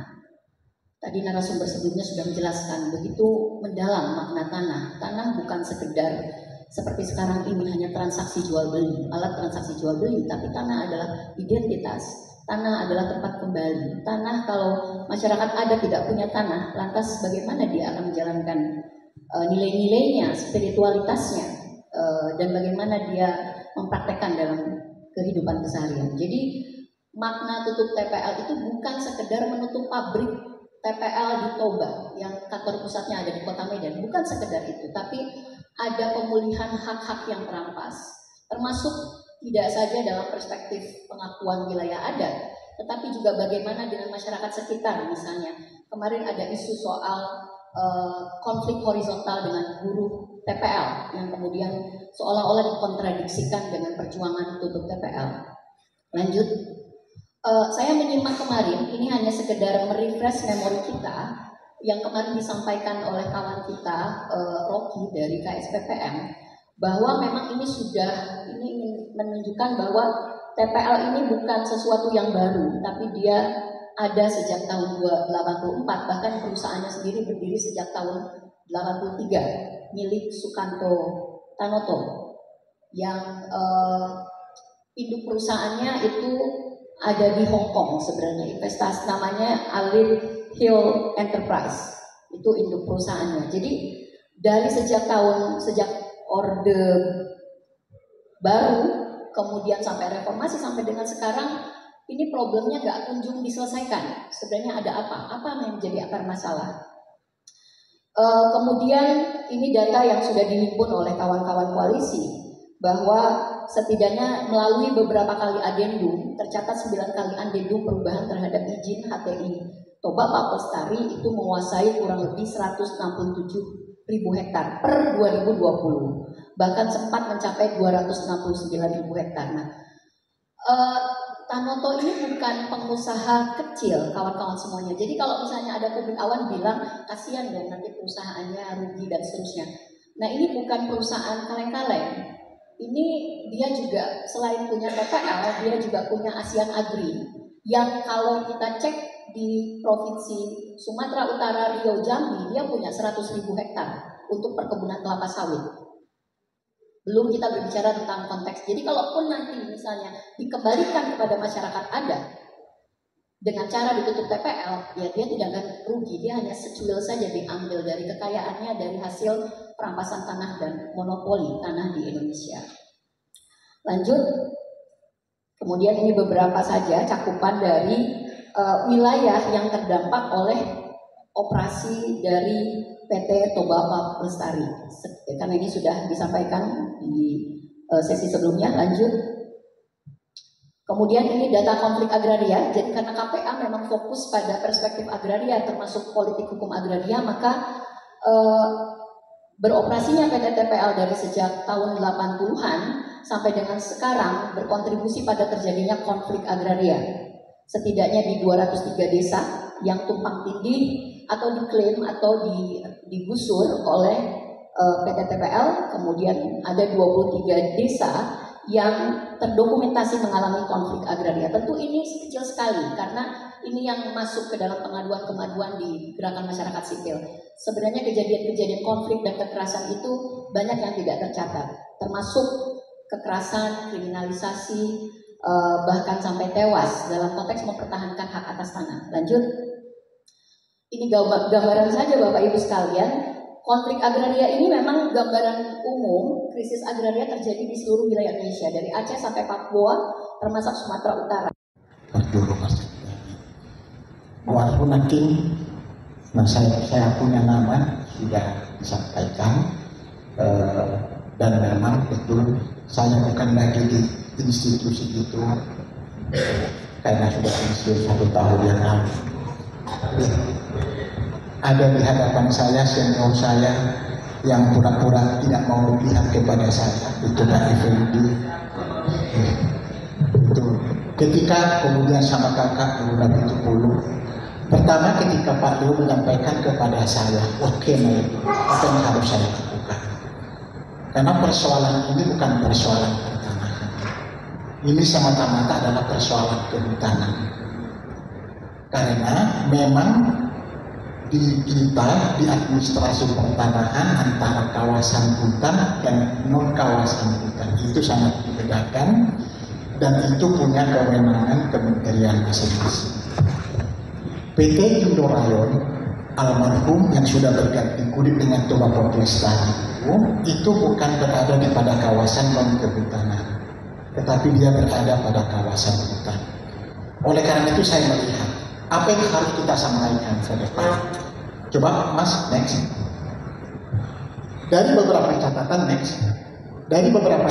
yang saya lihat adalah bahwasanya ternyata kalau kita lihat luas daerah tangkapan Danau Toba itu, saya melihat, maaf kalau saya bergeser ke sana, ada dari sumbernya itu 190.314 hektar dengan keadaan-keadaan yang seperti itu.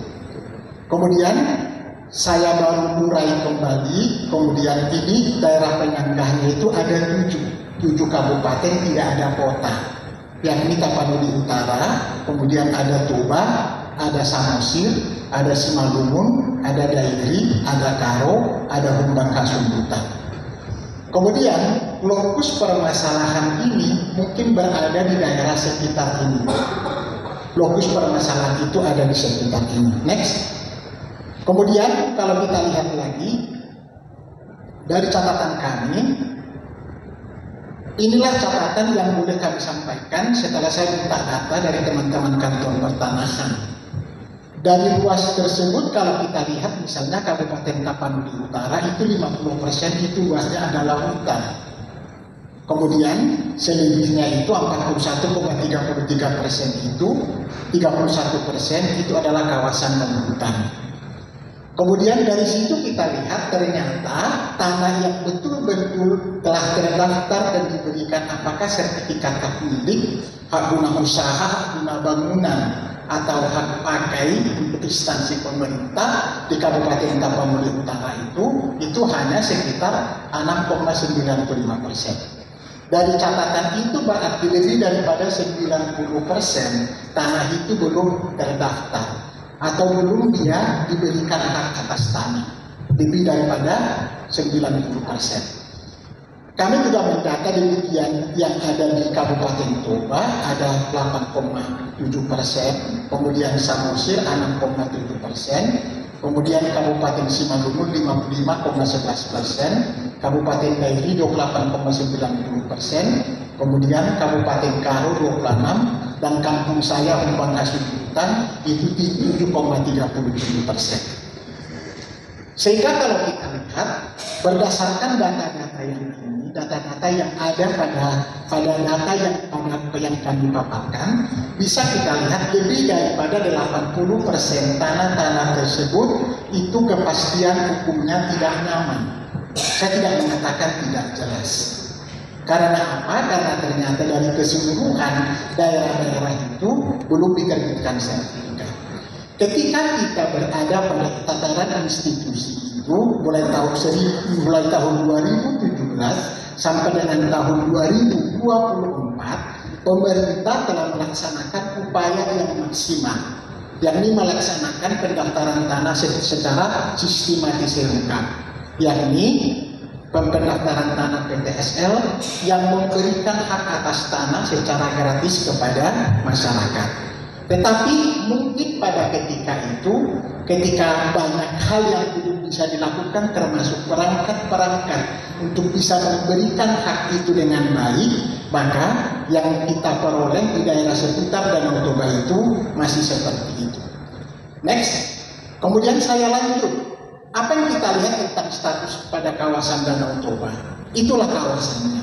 Kawasan yang kita lihat itu adalah ada hutan itu sekitar 38%, kemudian ada perairan sekitar 76%, kemudian itu ada non-hutan 31,14%. Pada tataran 31,14% sebenarnya disinilah ruang main BPR, institusi yang pernah di mana kami berbakti. Disitulah mereka bisa mensertifikatkan, disitulah bisa mengatur peruntukan penguasaan pemilikan dan penggunaan tanah. Disitulah bisa mereka memberikan hubungan hukum, dan disitulah bisa memberikan hubungan hukum dan perbuatan-perbuatan hukum sebagaimana ketentuan pasal 2 ayat 2 Undang-Undang Pokok Agraria. Kita lanjut aja. Saya mau arahkan seperti ini. Apa yang terjadi? Sedangkan kalau kita lihat dari seluruh pembicara yang ada terdahulu, bentrok itu adalah adanya konflik kepentingan atau konflik hukum antara masyarakat adat dengan perusahaan. Sedangkan pada sisi lain ternyata bukan pada kawasan APL, area penggunaan lain, tetapi dia pada kawasan hutan yang telah diberikan izin oleh pemerintah. Sempat tadi saya berdiskusi kepada Bapak ini, sebenarnya pokok masalahnya di mana? Kalau saya bisa mengatakan Bu Erika, ini siapa yang salah? Siapa yang salah? Apakah pemberi izin atau regulator, atau memang yang diberikan izin, atau kedua-duanya? Oleh karena itu kita melihat perlu ada kepastian hukum terhadap semua hak atas tanah yang ada di seluruh wilayah Danau Batak, khususnya daerah yang rawan konflik, termasuk tanah-tanah yang diberikan izin oleh pemerintah untuk bisa mengeksplor tanah-tanah tersebut, baik yang di permukaan maupun yang ada di dalam tanah. Kalau kita masuk kepada permasalahan ini, sekali lagi saya katakan permasalahan adalah permasalahan pada kawasan hutan yang diberikan izin HTI, kemudian ada konflik kepentingan dan konflik hukum dengan pemegang hak atas tanah tanda kutip, yakni masyarakat adat dan masyarakat komunal. Persoalannya di titik ini. Sebenarnya kita sama-sama dulu dengan teman-teman, apakah pemerhati atau dari institusi kehutanan, untuk bisa memberikan itu secara jelas. Seluruh konflik itu mungkin berada pada tataran itu, bukan pada tataran apapun yang ada pada sekarang. Saya mengatakan untuk menjawab apa disampaikan oleh teman-teman sebelumnya, inilah status tanah yang ada dalam Undang-Undang Pokok Agraria. Ibu tadi telah panjang lebar menyatakan Undang-Undang Pokok Agraria tentang politik hukum agraria. Hak inilah yang memberikan kepada tanah yang bukan berada pada kawasan hutan.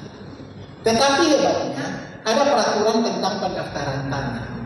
Di sana belum diatur pengaturan pendaftaran tanah yang tanah wilayah, tanah-tanah komunal, tanah-tanah adat menurut kita, tanah nyokung turun temurun, tanah marga, tanah perputawan atau apa begitu. Itu ternyata belum diatur. Karena yang diatur itu adalah bidang tanah hak milik, HGU, HGB, tanah pengelolaan, tanah wakaf untuk teman seiman yang lain, kemudian satuan rumah susun, hak tanggungan dan tanah negara. Sehingga sebenarnya ketika saya bicara dengan Pak Lo, ada perlu sosialisasi dengan peraturan Menteri ATR BPN nomor 14 tahun 2024 tentang pendaftaran dan penatausahaan tanah-tanah wilayah di masyarakat hukum adat. Apa yang sudah dilakukan oleh Kementerian ATR ketika itu adalah melakukan penatausahaan, melakukan identifikasi, melakukan inventarisasi, melakukan pemetaan. Pak Marbun, apakah sudah ada yang berhasil? Itu sudah ada yang berhasil, tapi berada di daerah-daerah yang sangat dekat hak wilayahnya, seperti daerah-daerah di Sumatera Barat, Minangkabau, dan daerah-daerah Papua. Kenapa itu belum ada yang kita lakukan kemarin di daerah-daerah seputar Danau Toba? Itu daerah-daerah Tanah Batak, gitu. Kita melihat, kita bekerja sama saat itu dengan teman-teman institusi, teman-teman universitas untuk melakukan inventarisasi dan identifikasi tanah-tanah tersebut sesuai dengan apa yang diamanatkan oleh peraturan ketika itu. Tetapi memang belum selesai. Dan sampai sekarang, apakah itu berlanjut atau tidak? Mudah-mudahan itu berlanjut. Karena setelah kita tinggalkan itu berlanjut. Kemudian, next. Tentang pengakuan hak wilayah, next terus Mas. Tentang pengakuan terus, kita lanjut aja. Ya, tentang pengakuan hak wilayah dan masyarakat hukum adat itu sudah banyak peraturannya. Kita bukan kalah di peraturan. Apakah kita kalah di implementasi? Kita tidak tahu. Seluruh permasalahan bahkan di konstitusi juga itu jatuh. Seperti apa yang dikatakan oleh pembicara terdahulu. Kemudian yang terakhir di Peraturan Menteri ATR BPN nomor 14 tahun 2024. Di sini saya nanti akan masuk. Tapi sebelumnya saya perlu dikatakan sekalipun sudah disampaikan oleh teman-teman sebelumnya, untuk tanah-tanah adat, untuk hutan-hutan adat ini yang keluar dari pangkuan hutan negara itu sudah ada putusan Mahkamah Konstitusi. Putusan Mahkamah Konstitusi nomor 35 tahun 2012 itu sebenarnya telah memberikan landasan yang kuat. Kecuali tanah adat di luar kawasan hutan, ternyata negara juga melindungi tanah-tanah adat yang berada dalam kawasan hutan. Gitu. Tetapi sekalipun itu berada dalam kawasan hutan, itu teman-teman dari Kementerian Kehutanan masih membuat persyaratan yang rigid untuk bisa melepaskan itu dari kawasan hutan. Next, masih membuat harus ada masyarakat dalam bentuk paguyuban. Itu kalau kita lihat di penjelasan pasal 67 Undang-Undang 41 tahun 99. Harus ada kelembagaan dalam bentuk penguasa adat, ada wilayah hukum adat, ada pranata. Dulu ketika sebelum keluar peraturan yang baru ini ada peraturan yang lama. Peraturan Menteri Negara Agraria nomor 5 tahun 99. Ada 3 persyaratan pokok untuk bisa menyatakan di atas tanah itu ada tanah wilayah atau ada tanah adat atau tidak. Kemudian berganti masuk kepada kawasan ini. Oleh karena itu kita masuk. Sebenarnya adakah di sini konflik pertanahan? Itu. Kalau dari sisi agraria mengatakan di sini tidak ada konflik pertanahan. Yang ada konflik dalam khusus yang menjadi wilayah Kementerian ATR BPN. Tetapi yang ada di sini adalah wilayah konflik pertanahan yang berada dalam kawasan hutan, yang berada di wilayah Kementerian Kehutanan. Sekiranya mungkin beliau itu mungkin ada di sini, kita bisa mengatakan apa permasalahan yang terjadi. Karena keadaan itu bukan semakin baik. Sekalipun dia berganti nama atau berganti kulit, kondisi itu juga tidak membuat semakin baik. Tetapi kata teman-teman terdahulu, baik dari Aman maupun dari beliau ini dikatakan bukan semakin baik, tetapi dia tidak semakin baik. Kemudian saya mencatat ada beberapa catatan di sini. Ternyata hutan adat itu juga semakin diperbaharui. Itu kalau kita lihat ada peraturan Menteri LHK nomor 21 tahun 2009. Di situ disebutkan ada hutan adat yang ditetapkan oleh Menteri Kehutanan. Harus penetapan dengan Menteri Kehutanan, tapi silakan itu menjadi wilayah mereka. Kemudian di situ disebutkan harus berupa hutan, pengakuannya juga harus dalam bentuk perda. Sama itu. Kalau memang seluruh kawasan-kawasan yang ada di daerah Tapanuli atau di daerah Batak itu memang betul-betul ada pengakuan sebagai tanah adat atau tanah wilayah, sekalipun itu bukan hutan atau dia berada dalam kawasan hutan, harus ada peraturannya. Sampai sekarang kita mengatakan harus ada perdana, harus ada keputusan masyarakat hukum adatnya, dan itu yang kita peroleh yang ada di Minangkabau dan yang ada di Papua. Kemudian ternyata juga di situ ada hutan hak. Hutan hak itu dikatakan adalah hutan yang berada pada tanah dengan sesuatu hak atas tanah dan ditetapkan oleh Menteri Kehutanan dan harus ada penetapan. Tetapi ada catatan di situ, Bapak dan Ibu dikatakan bahwasanya ada surat pernyataan dari pemegang hak atas tanah. Nanti mungkin itu bisa dicermati aturan tersebut, bahwasanya ada persetujuan untuk ditetapkan hutan hak itu sebagai fungsi lindung, konservasi atau produksi. bagi masyarakat kita itu tidak masalah. Yang penting dia tidak dieksploitasi terlalu besar-besaran. Kemudian saya masuk kepada kebetulan di kampung saya, inilah pemberian hutan adat kepada masyarakat Pandumaan, si Picuuta yang saya dapat catatannya. Itu keluar, dan sama seperti yang disampaikan oleh Ibu tadi, juga keluar di masyarakat Adian Pote. Sekiranya memang betul-betul memang ada masyarakat hukum adat di seluruh wilayah itu, katakanlah di seluruh wilayah hutan yang telah menjadi catatan rawan dalam pemikiran HKBP, yang dibentuk pertama itu adalah adakah masyarakat hukum adat yang institusional, yang diakui oleh negara, dibentuk berdasarkan peraturan daerah, keputusan bupati wali kota, atau peraturan bupati. Kalau itu ada, maka induknya, yakni masyarakat hukum adatnya, dia bisa dapat sebagai masyarakat yang diakui oleh semua orang untuk bertindak mengawasi tanahnya, baik pada kawasan hutan maupun di luar kawasan hutan. Oleh karena itu kita melihat pendaftaran tanah ulayat itu sebenarnya telah disampaikan seperti terdahulu, yakni di PP 62 tahun 2023. Itu ada penataan usaha tanah, ulayat, kesatuan masyarakat hukum adat, dan tanah-tanah komunal. Itu yang terus dilakukan. Dan yang terakhir memang kita lihat adalah ketika diterbit peraturan 14 tahun 2024. Memang peraturan yang ada di negara kita ini sangat berbeda. Saya yakin, karena ada di sana senior saya, Pak Effendi Simanjuntak, mungkin ketika belum keluar Undang-Undang 41 tahun 99, permasalahan konflik kehutanan belum seperti ini. Karena mereka masih tunduk kepada Undang-Undang nomor 5 tahun 97 yang mengakar kepada Undang-Undang Pokok Agraria nomor 5 tahun 60. Tidak akan seperti ini.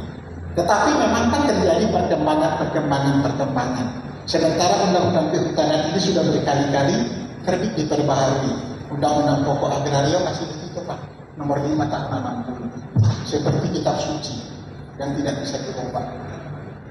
Tidak pernah bisa dirubah. Pada tahun 2019 tahun 2020 mau terbit Undang-Undang Pertanahan. Tetapi yang terjadi apa? Terjadi demo besar-besaran. Itu antara KUH pidana dengan Undang-Undang Pertanahan, semua mengatakan tidak sesuai dengan untuk Indonesia. Akhirnya pemerintah ketika itu, baik rancangan Undang-Undang KUH pidana dan rancangan Undang-Undang Pertanahan itu ditiadakan dan ditarik dari legislasi nasional. Kemudian kita lihat inilah pendaftaran tanah ulayat. Pak Maritim kenapa itu menjadi HPL?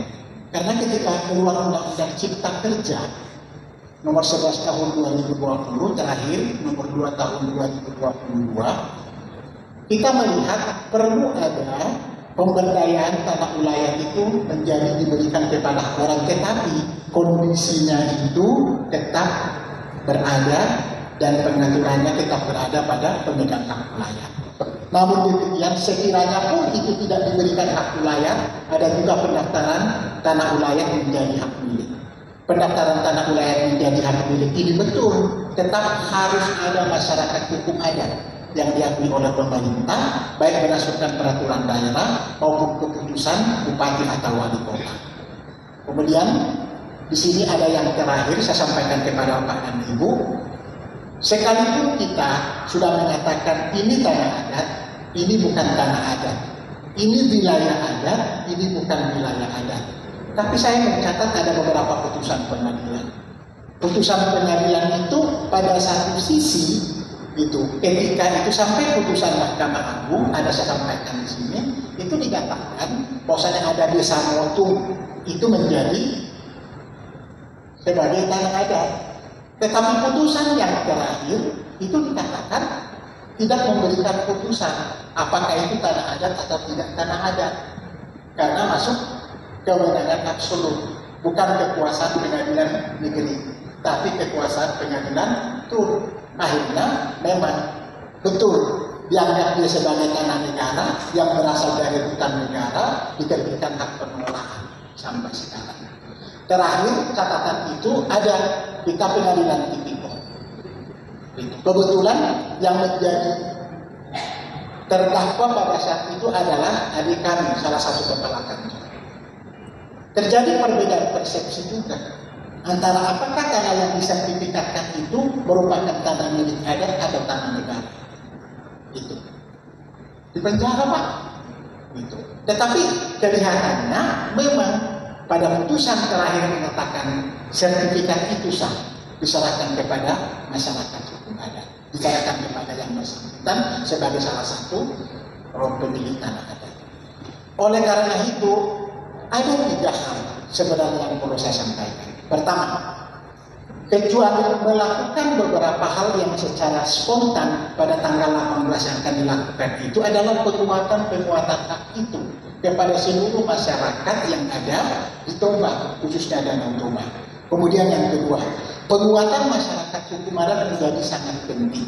Dan itu menjadi subjek hak atas tanah untuk bisa diberikan hak atas tanah di seluruh wilayah yang bukan perorangan.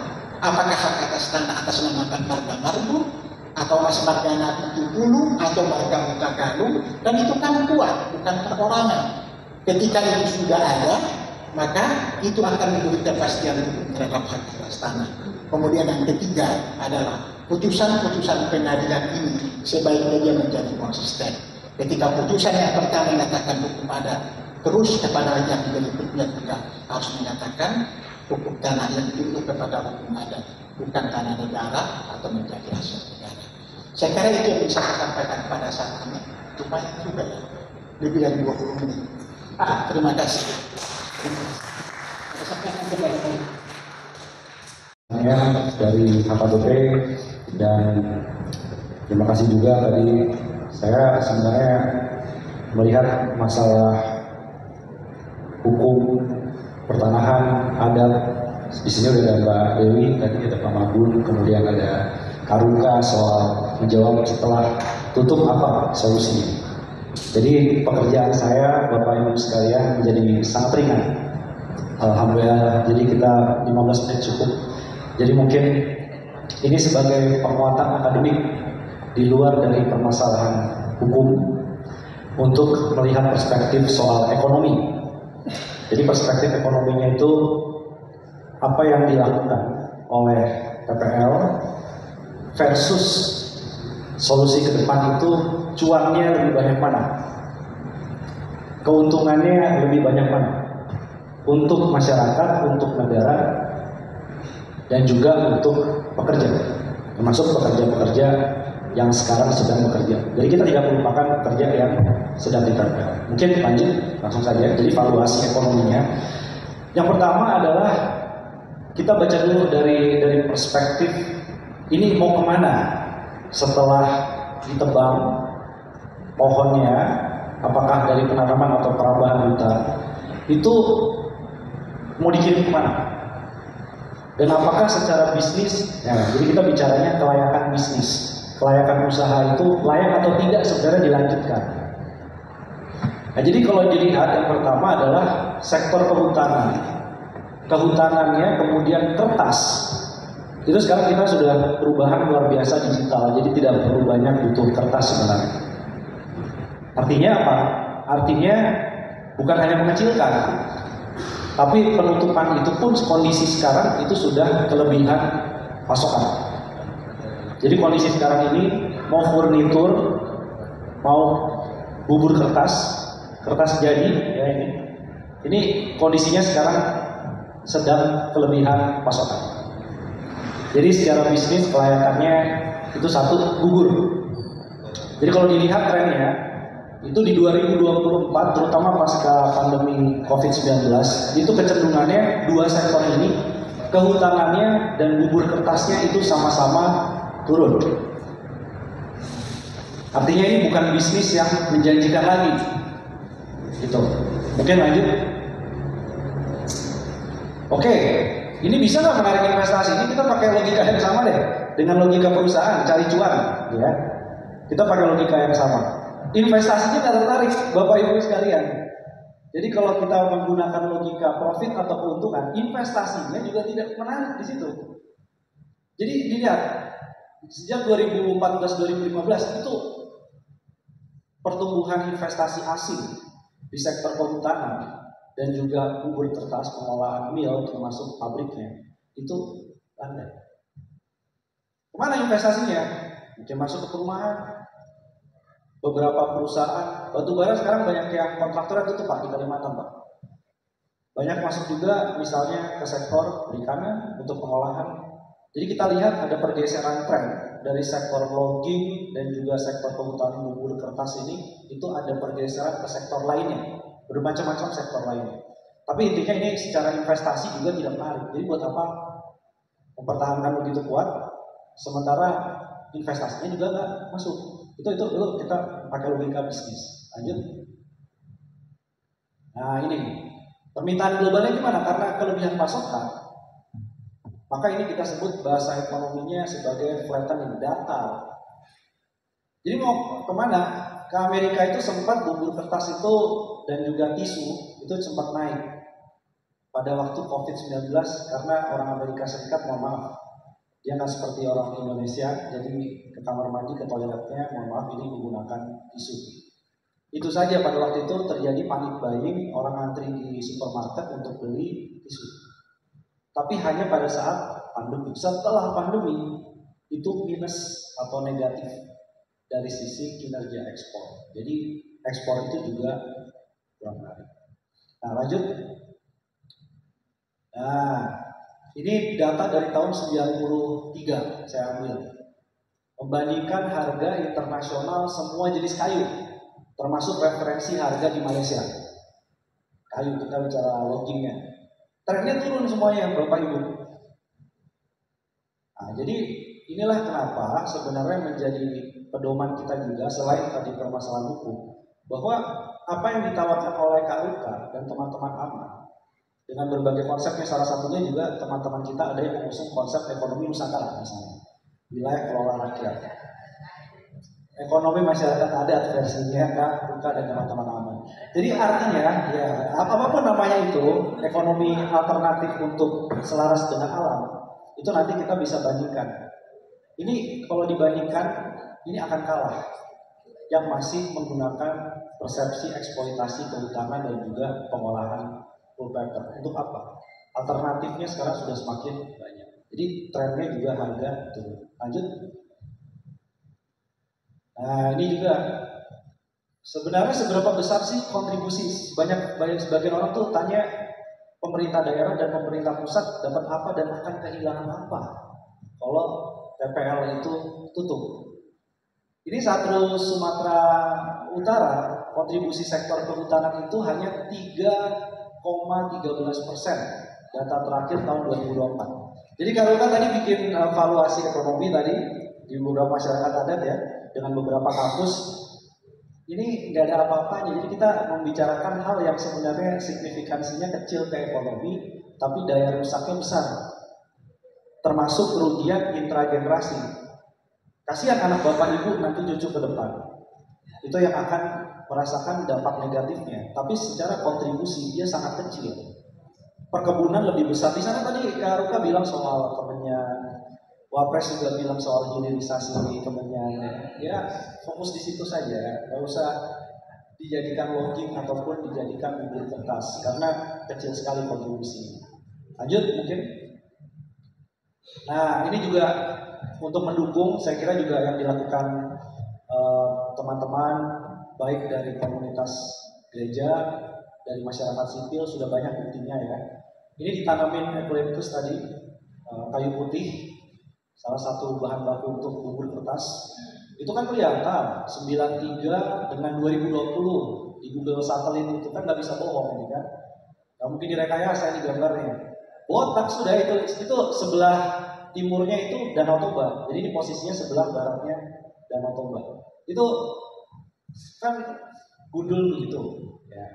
Jadi apakah dia rezim kehutanan ataupun dia rezim pertanahan, tapi artinya secara ekonomi ada yang hilang dari ekosistem di sekitar kawasan Danau Toba. Jadi kita bilang cuannya itu hilang untuk yang kemarin dan juga untuk masa depan. Lanjut. Nah, karena ada permintaan dari panitia, dari HKBP, coba deh kita hitung nih. Jadi dari laporan keuangan tahun 2024-nya TPL didapatkan produksi kayunya 1 tahun dan dilihat dari sisi dampak degradasi lingkungannya. Jadi Bapak Ibu secara mudah, ini nanti metodologi risetnya ada di halaman paling akhir, tapi membahasakan dengan bahasa awam artinya ada kerugian ekonomi 4,15 triliun rupiah dari kehilangan semua output ekonomi. Jadi ini udah nih pendapatannya perusahaan, tapi dikurangi dengan dampak degradasi lingkungan. Kemana degradasi lingkungannya? Yang paling besar degradasi lingkungan itu air, ya, kemudian biodiversitas, ketahanan pangan. Pak Prabowo kan lagi senang soal food security atau ketahanan pangan, itu yang paling terdampak. Satu lagi adalah kesehatan. Jadi ada 10 zat, ini ibu-ibu ini biasanya punya perhatian soal masalah kesehatan. Ada 10 zat yang sangat halus karena masalah degradasi lahan. Itu masuknya ke paru-paru tanpa terlihat, tapi klaim BPJS Kesehatan atau asuransi swastanya akan naik terus.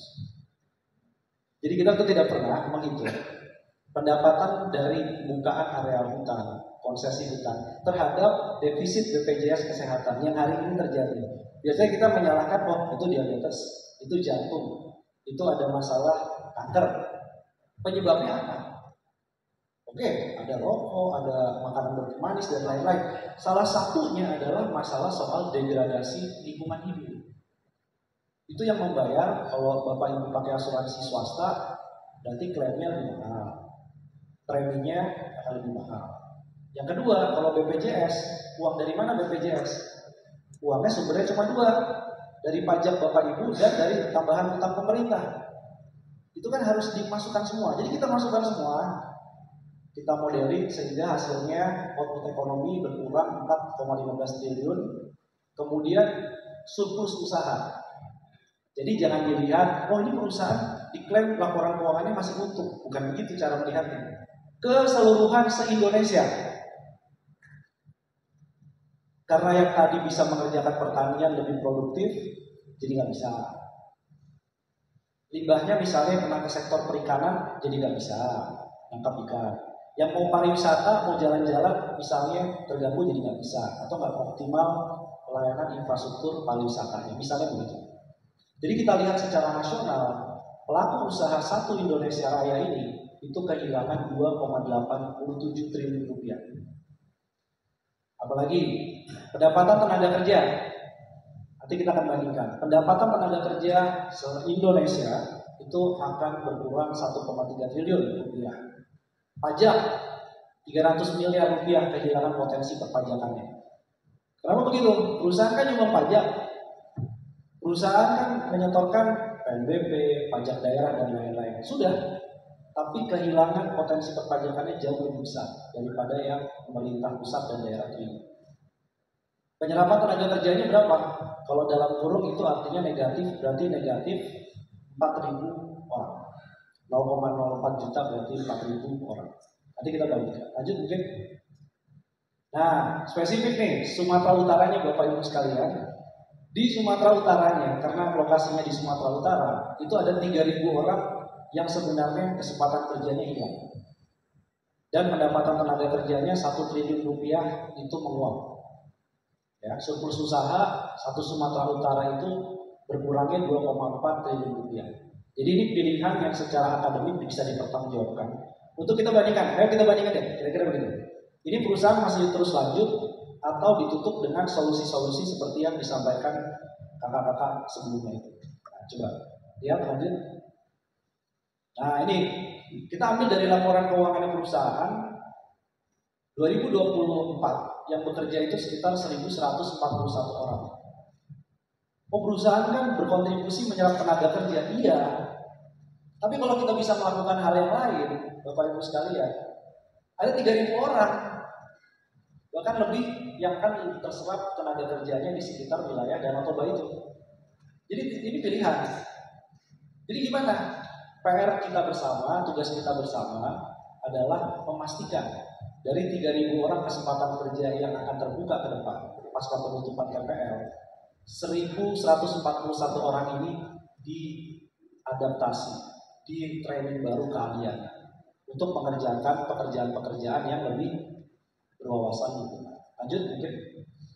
Nah, kita tawarkan dengan berbagai bahasa tadi sudah disebutkan oleh Karuka, soal ekonomi masyarakat adat, soal ekonomi nusantara, ada lagi ekonomi restoratif. Memang itu intinya adalah bagaimana dia harus berpartisipasi untuk memulihkan alam, tapi kesejahteraannya itu juga dinomor-satukan. Jadi ini ada, kita buatkan langkah-langkahnya. Pemerintah pusat mau apa 5 tahun pertama setelah penutupan. Pemerintah daerah mau melakukan apa. Itu langkah-langkahnya coba kita petang. Nah, mungkin lanjut. Kalau Karuka tadi beberapa wilayah masyarakat adat, sebenarnya hampir sama metodologinya. Kita pakai ke level nasionalnya untuk kasus TPL. Jadi kalau kita memilih ekonomi yang lebih berkelanjutan, itu ada naik justru grafisnya. Nah, naik menjadi 3 triliun. Sebelumnya minusnya 3 triliun. Jadi ini pilihan yang bisa dipilih intinya bahwa ada penyerapan tenaga kerja yang lebih positif kalau kita menggunakan pendekatan yang lebih berkelanjutan. Dan tenaga kerjanya terserap 4.000 orang tadi ya, ini secara nasional. Lanjut mungkin. Sumatera Utara juga sama manfaat ekonominya dari praktek-praktek berkelanjutan tadi. Banyaklah Bapak Ibu sekalian, ini belum dimasukkan sektor pariwisata. Ini belum memasukkan, ini baru ekonomi jasa lingkungan. Ini baru ekonomi yang sifatnya mendorong sektor-sektor perkebunan yang berkelanjutan. Kalau hilirisasi tolonglah, hilirisasi hasil perkebunan rakyat. Jadi hilirisasi itu nilai tambah. Jadi nilai tambahnya yang mengerjakan adalah masyarakat. Jadi kalau ada solusi, sebenarnya yang menjadi perdebatan adalah jangan tutup yang ini dianggap tidak ada solusi. Enggak. Solusinya sudah banyak dan prakteknya sudah banyak dicontohkan. Jadi itu sebenarnya untuk menambahkan 15 menit ya pas cukup untuk menambahkan Bapak Ibu sekalian tanpa berlama-lama bahwa argumentasi hukum dan argumentasi tadi soal masalah pertanahan, kehutanan, hak masyarakat adat itu sebenarnya sangat kuat untuk dilengkapi dengan argumentasi bahwa secara ekonomi layak dilakukan. Maka AKBP harapannya ditemani oleh masyarakat yang lebih luas, lebih yakin lagi bahwa yang dilakukan sudah benar.